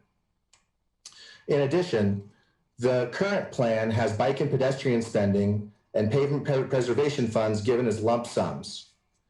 $6 million for pavement preservation funds and $1 million for bike and pedestrian bond funds. In the future, consider listing the projects that would be funded with these funds, and ideally include progress towards the whole project list and repaving backlog so that you can see progress on an annual basis towards the full project list. So I just encourage you to try and increase biking and walking infrastructure as much as possible. This document is our climate work in action. And so I encourage you to look at it as such and try and increase biking and walking infrastructure as much as possible. And on that note, also please accelerate our electric vehicle plan and continue to work to reduce our natural gas emissions, because those are the three things that we can actually do. And we need to be doing more in all of them. Thank you so much for your time.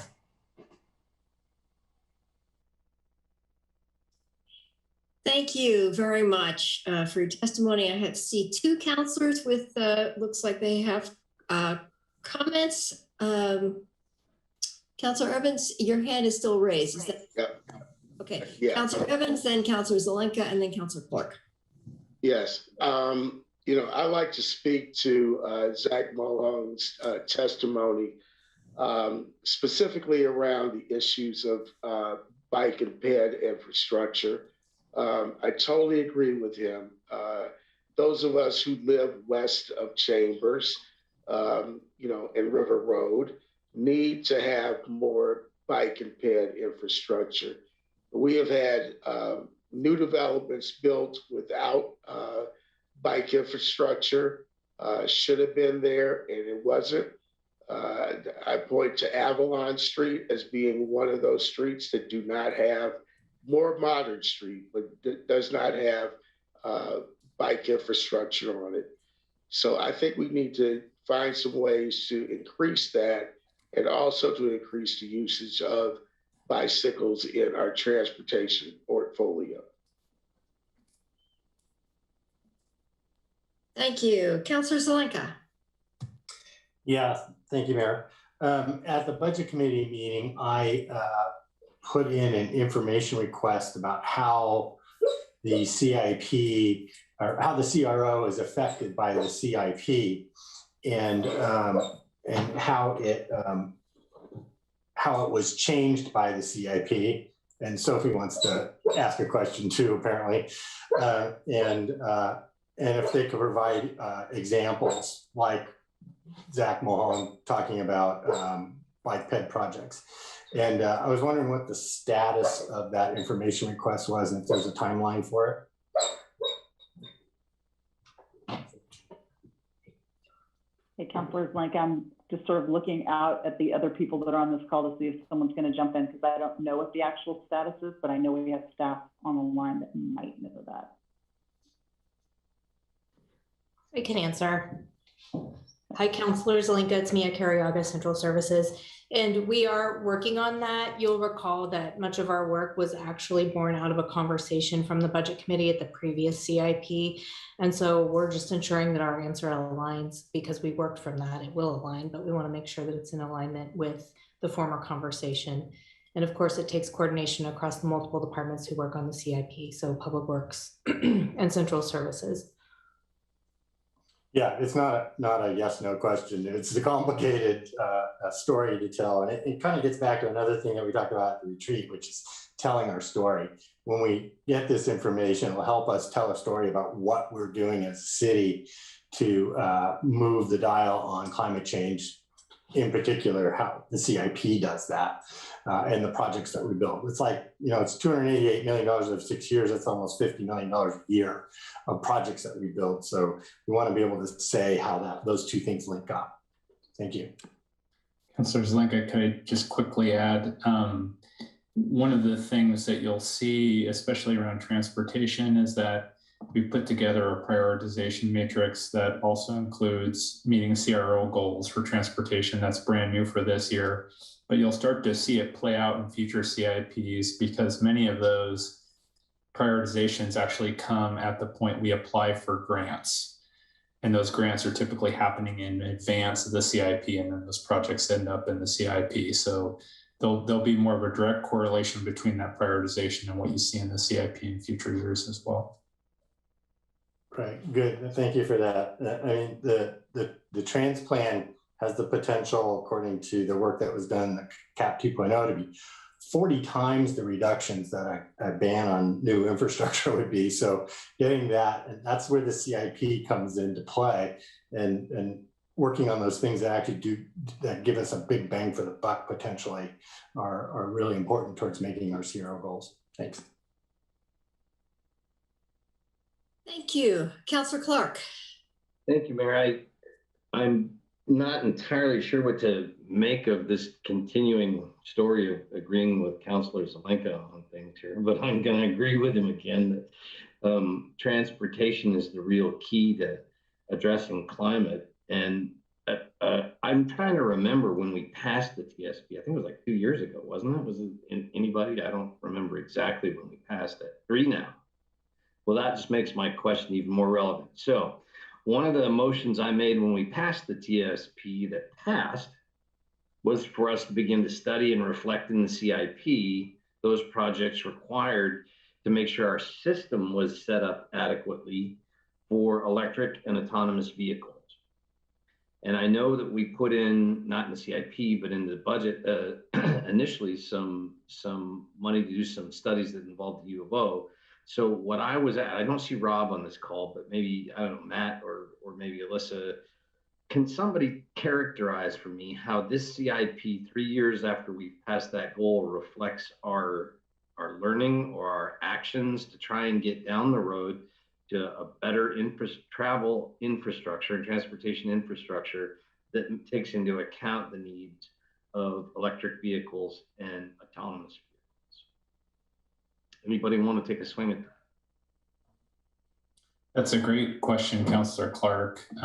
You may recall, I think that we shared a study that U of O had done. I think it was us in Hillsborough that were partners on kind of the future of autonomous vehicles and how that would impact cities. So we have done some work to start to vision what that looks like. And we've also done work, as I think I mentioned in an earlier work session, on electric vehicle strategy. And we're working actively with partners, UWEB, and other partners on how we start to roll that out.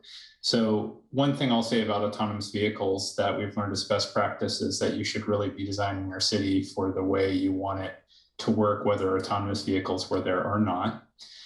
So having transportation systems that are safe for everyone, that allow options for walking, biking, taking, and transit is still really important. There's emerging research that looks at how you want to set up your system to be connected, to communicate with vehicles, and we're keeping our eye on that. And we're actually modernizing our signal system over time to make sure that we're prepared for that.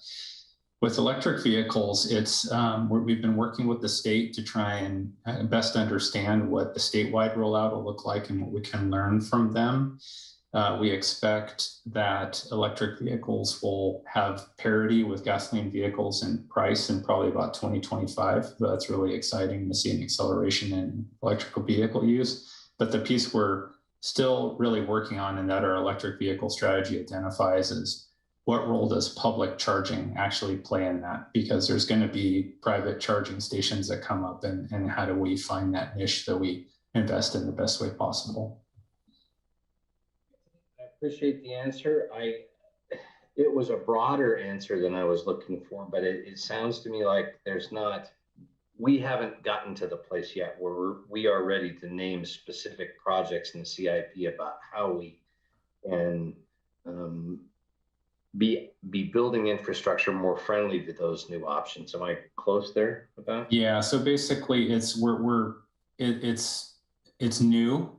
And all across the country, cities are learning the best way to implement it. And we're still really trying to coordinate on what our best role is in assisting with that while preparing to be ready for it, as I said, in the case of autonomous vehicles and communication. This sort of work, when you're planning and you're dealing with large dollar amounts like this in capital improvements. It is the slow drilling of hard boards. This is not easy, quick work. It's stuff that takes a long time to plan. But we're 3 years past saying we should probably do this. And how would you characterize what we might need if council was interested in moving faster on those issues? They may not be. It might just be me. I don't know. We'll find out. Yeah, I think maybe I could come back with that information, Councilor Clark, because we do have a team that's working on the electric vehicle strategy that is a lot more keen on where that's going right at the moment than I am. So we can bring information back. Excellent. I'd be very interested to hear that. Thank you, sir, very much. Appreciate it. Okay, Councilor Groves and then Councilor Keating. Thank you, Mayor. I'll try and keep this short. I wasn't going to bring this up tonight, but I have been asking some of our environmental friends when I've spoken with them. And this is about electric vehicles, which I'm all in support of. But I hope at the same time that our community and other communities are thinking about what are we going to do with batteries when they're spent and they've served their useful life. I see a council 30 years from now sitting up here being asked why we didn't think about this while we were moving in this direction. And it's just something that I want to pin out there that we should be having the discussion at the same time, so we don't, like we have in past generations, create infrastructure and great ideas only to have them come back and bite us later. We're going to fix our air and we're going to foul our groundwater if we're not careful. I just want to make sure that we're taking these steps with our eyes wide open and that we're asking people in the industry, what is the plan? What are they doing about this? And ask our federal legislators and state legislators, what are they doing about this? Just so we can try to avoid a problem that will come. Thank you. Thank you. Councilor Keating. Thank you, Mayor. Clark and Zelenka at Tanagra, you had me at electric vehicles. You lost me at autonomous vehicles. I am dubious, highly dubious of any autonomous automated transportation option that takes away job opportunities from real life humans. This very evening, the Emerald Valley Electric Vehicle Association held a Zoom symposium featuring Congressman Fazio and Representative Marty Wilde. I look forward to connecting with them and with former State Representative Phil Barnhart, who's the Executive Director of the Emerald Valley Electric Vehicles Association, how that conversation went. I think there's a real opportunity that council can lean in and accelerate robust EV adoption. I mentioned it in our work session earlier in regards to the Riverfront Urban Renewal Project, and I want to double down on in regards to our CIP. The more we can do to promote and accelerate EV adoption, the better. And my question is an open-ended one. What do you need council to do to help lead that way? It is high time. It is well beyond time for anyone who has ever seen the documentary Who Killed the Electric Vehicle or Who Killed the Electric Car from the mid-90s. I highly suggest you go back and check it out. But I want to be a helpful partner to help accelerate and adopt electric vehicles in a highly visible, highly effective manner throughout our country. Okay, Councilor Zelenka, a quick one because we. Yeah, two quick comments. There's on the Oregon Department of Energy website, there's an EV dashboard. Fascinating thing about everything you want to know about electric vehicles. In 2019, Oregon had 17,600 electric vehicles. By the end of 2020, we had 33,600. That's exponential growth in EVs in Oregon. And as to the recyclability of batteries, they just came out with a 1,000,000-mile battery. So we're probably going to start to see batteries that will outlive the car.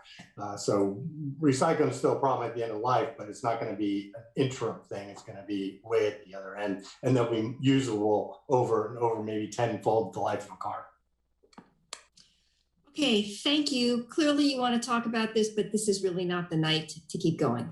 So Councillor Ye, could you put a motion on the table? Sure, I can do that. Let's see. I move to adopt the proposed FY 22 to 27 capital improvement program as recommended by the Budget Committee.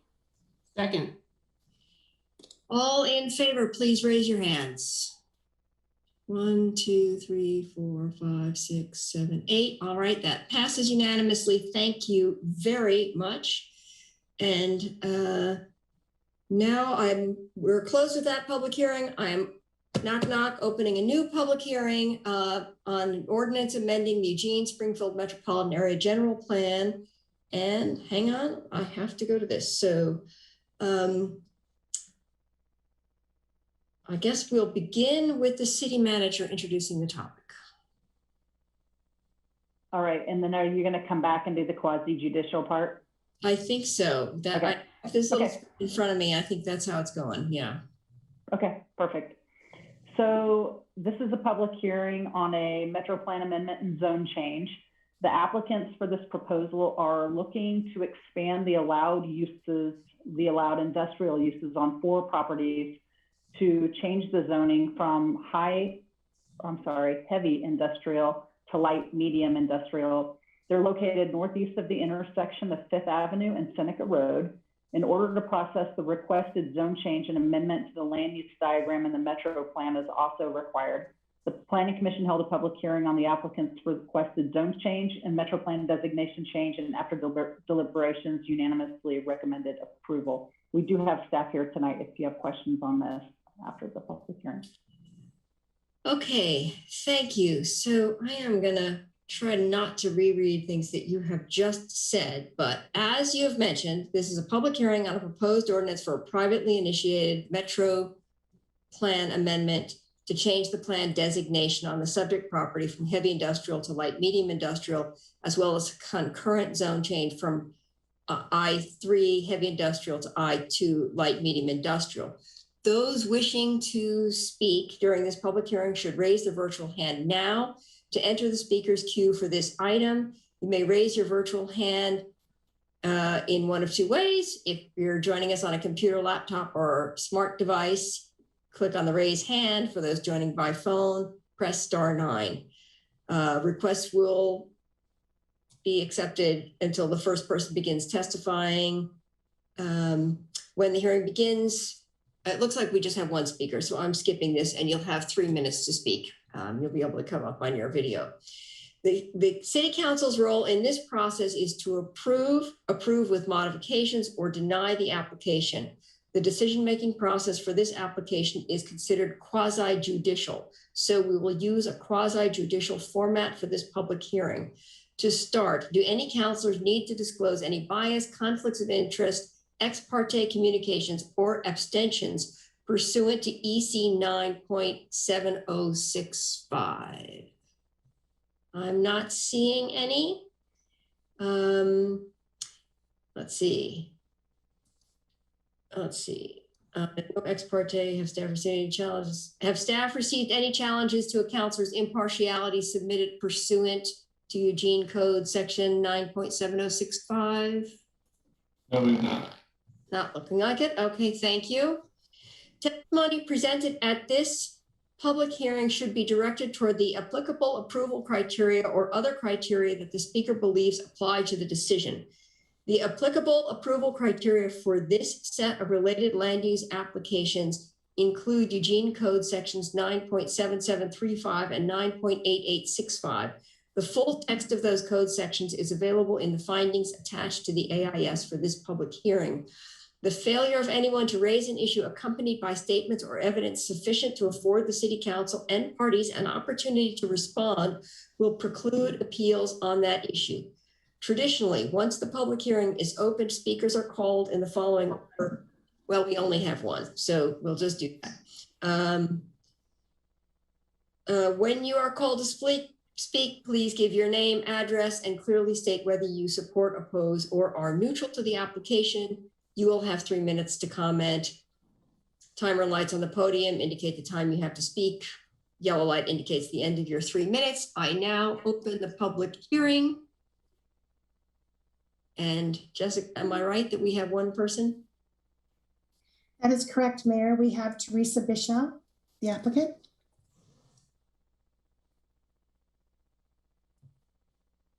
Good evening, Mayor and City Councilors. I'm here this evening representing the applicant. My mailing address is P.O. Box 50721, Eugene, Oregon 97405, and I live in Council Ward 2. I just encourage you to move to approve the ordinance before you. It will stimulate a variety of light medium industrial uses and encourage local job growth. Thank you. Okay, thank you very much. Is there a staff comment on this at all? At this time. Thank you. Are there any questions that councilors need to pose to staff about this? Okay, it doesn't look like this. So at this time, I close the public. Yeah, I have a question. Oh, sorry. Okay, go for it. Councilor Zelenka. So in the AIS at the bottom of the page, the last paragraph, first page of it, says the subject property is currently zone I3 heavy industrial, and change to I2 medium light industrial will expand the number of permitted uses for the subject, and only a few uses will be prohibited, including conditional explosives manufacturing, large collection recycling facilities, and scrap and dismantling yards. So those three things get prohibited. I couldn't find in the materials what kind of things would be allowable as a result of this zone changes. And maybe that's a long laundry list. So maybe staff could get back to us on that if it's a lengthy list. Councilors, like I'd be happy to, in the upcoming AIS, provide that the applicant provided a nice summary. I'll include that as an attachment to the AIS. So it's easy to find. Okay, happy thank you for that. That's it, Mayor. Okay, thank you very much. At this time, I will close the public hearing, and unless there are objections from council, I will close the record for this application. Seeing no objections, so the public hearing and record are now closed. And as a reminder, deliberations and possible action on this issue are scheduled for April 12th, 2021. Okay, and now we are ready for our third and final public hearing. An ordinance and concerning clear and objective approval criteria for housing, amending a whole long list of sections, which I'm not going to read. Looking at Catherine if she tells me I have to read them out loud. This is do I have to read them out loud, Catherine? I think you're fine. It's not a quasi-judicial public hearing, it's legislative. All right, thank you. This is a public hearing on ordinance concerning clear and objective approval criteria for housing. For those wishing to testify during the public hearing, please raise your virtual hand or press *9 if you have joined via phone. Request to speak will be accepted until the first person to testify begins speaking. When you are called on to speak, please give your name, city of residence, and for Gene residents, report if known. You will have 3 minutes to comment. A timer will appear on the screen to indicate the time you have to speak. The red light indicates the end of the 3 minutes. City manager, would you please introduce this topic? Sure thing. Council, you had a work session on this earlier this evening, but I'm not sure everybody was paying attention to that earlier. So tonight's public hearing is really to consider a list, as you said, of council-initiated land use code amendments, which are intended to improve the city's ability to accommodate housing on lands available within our current urban growth boundary, provide a clear and objective path to land use approval for all housing as required by state law, and guide future housing development in a way that reflects the community's values. The Planning Commission held a public hearing on the proposed amendments in October, and earlier this year voted unanimously to recommend approval of the amendments. Tonight is a public hearing only. Council action is tentatively scheduled for April 12th. Okay, thank you. I now open the public hearing, and it looks like we have 2 people signed to testify. Yes, Mayor. The first person to testify will be Chris Ramey, followed by Ed McMahon.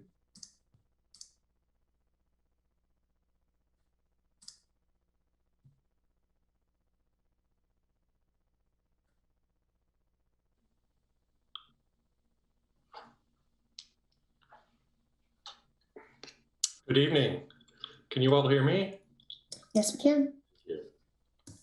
It's good evening, Mayor and City Councilors. My name is Chris Ramey, and I live at 1755 Fairmount Boulevard, and that is Alan Zelenka's ward. And I'm embarrassed to admit that I've lived in Eugene most of my life, but I'm not sure what number ward that is, Alan. So sorry. It's 3. Oh, that would not have been one of my guesses. So it's my pleasure to speak tonight on behalf of the Eugene Planning Commission regarding our unanimous recommendation that you adopt the proposed land use code amendments for the clear and objective housing approval criteria update. As mentioned in the memo from the Commission included in your agenda packet, we are confident that the proposed amendments will provide some relief to our local housing shortage by making the development of housing easier. Everyone needs a place to live that they can afford, and Eugene is experiencing a housing crisis that has intensified since the Commission was first introduced to this project almost 3 years ago. In that same time, we have also seen new initiatives come online locally and through state legislation. It is a multifaceted problem that will only be solved with multiple solutions that address the various causes.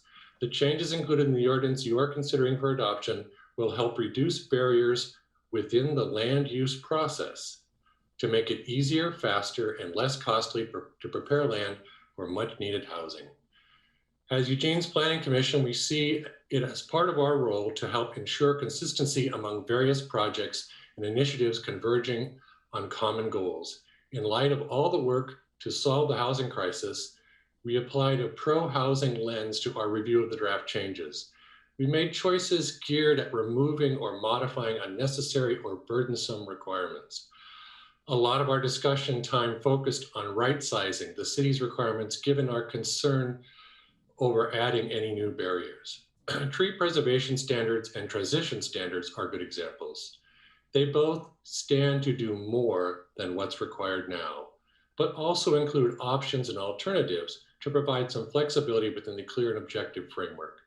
We hope you will see the energy and effort we put into our review of this project as you look through the materials and ordinance. We believe the changes proposed, if implemented, will improve efficiency and remove barriers in the land use application process. Again, thank you for the opportunity to provide guidance on this important project and its outcomes. We appreciate and value collaborating with you on this and future projects that look to remove barriers to housing affordability, availability, and diversity. And finally, I'd like to thank the staff for all the hard work they put into this very complicated project. We could not have done it without their great efforts. Thank you. And the next speaker is Ed McMahon. Good evening, Mayor and Council. Ed McMahon, Executive Director of the Home Builders Association. And I'm here this evening to just highly recommend that you approve the new clear and objective standards that the Planning Commission and staff have worked so hard on. It's excellent work. Janessa, I'm impressed. Outstanding work. Thank you.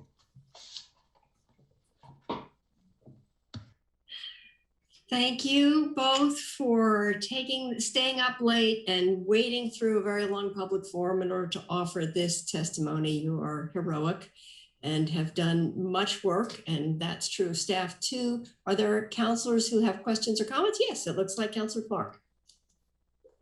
Thank you, Mayor. I appreciate both of our folks who came to testify.